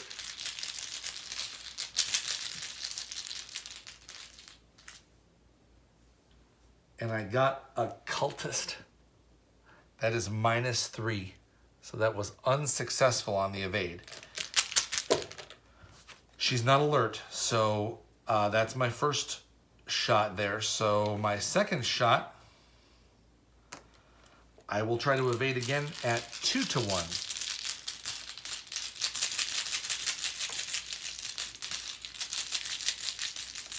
Kind of wishing I had kept Lola around for that take the initiative. Oh, I got a 0. Whew. Mark evades Constance Dumaine, and for his third action, resigns. We made it! Yay! Mark and Lola have made it out of the asylum. I am sure I made a mistake in there somewhere, but it felt pretty good. Yeah, that's so close. It's just super close. And we were really ahead of the game as far as the pace of that scenario too. There's still 6 rounds left to play. But boy, with Mark's sanity being teetering on the knife edge and I didn't get any healing for a while, Lola was still fine health-wise. I probably should have stuck around to help Mark out, because if that had gone wrong, that had gone really wrong, we would be saying goodbye to Mark Harrigan. But we aren't. So we are out. So we advance. Act 4B.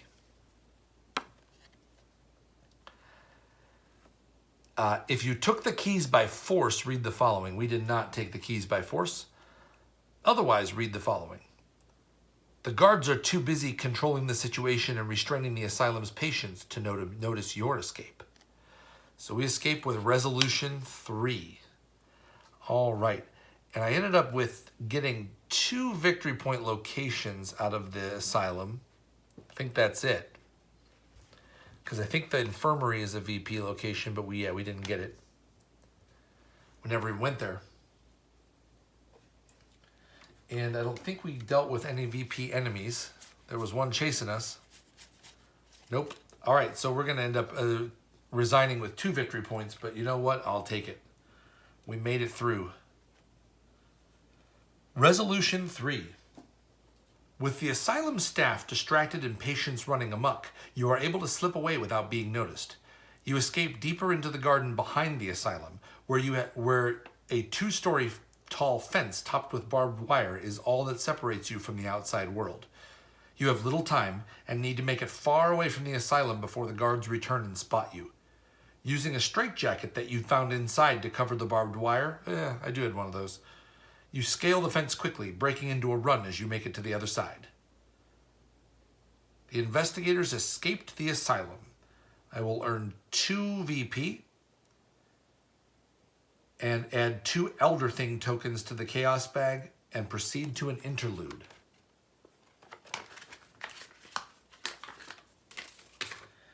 And that is the end of Return to the Unspeakable Oath. Another blind playthrough successfully navigated. Honestly, that clasp of Black Onyx worked out about as well as it possibly could. Lola never really got anything to be able to fight, so I needed to be able to get away. And Mark could hold down the fort even with his 32 Colt. I was so shy of weapons in that scenario. I drew my grenades, but I still didn't draw anything else. I've still got an enchanted blade in there. And that's it. Grenades, enchanted blade, and Colt. No wonder I didn't draw any weapons. I think I've thinned this deck out of weapons a little bit too much. Let me go take a look at that situation before I head into the next scenario. But regardless, we have made it through successfully. And we will be heading into the next scenario after the Unspeakable Oath, which is, let's see, the Phantom of Truth? Yes, Return to a Phantom of Truth. We're headed to Paris to be able to deal with the organist. And that should be a lot of fun. But that is going to be, I'm heading on vacation, so that's going to be another week or so before I'll be able to get that out to you. But if you listen to my audio podcast, you'll be hearing one more episode later this week with Jim and Calvin heading into In the Clutches of Chaos, which is the penultimate scenario in the in the Circle Undone campaign. Thanks for watching. You've been watching I've Got a Plan. I'm Tim Fiscus. You can reach me anytime on my email at tpfiscus@gmail.com. You can also find me on Facebook at I've Got a Plan Podcast. That's no apostrophe, I've Got a Plan Podcast. Or on SoundCloud at Tim Paul, Timpaul, I've Got a Plan Podcast. You can also find me on the various discussion boards around the place, Reddit, the Arkham Horror card game discussion group on Facebook, the Discord for Mythos Busters or Drawn to the Flame as Huckman T or I've Got a Plan. And I hope to see you on the next episode.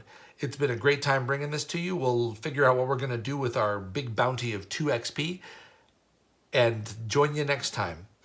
Let's have fun.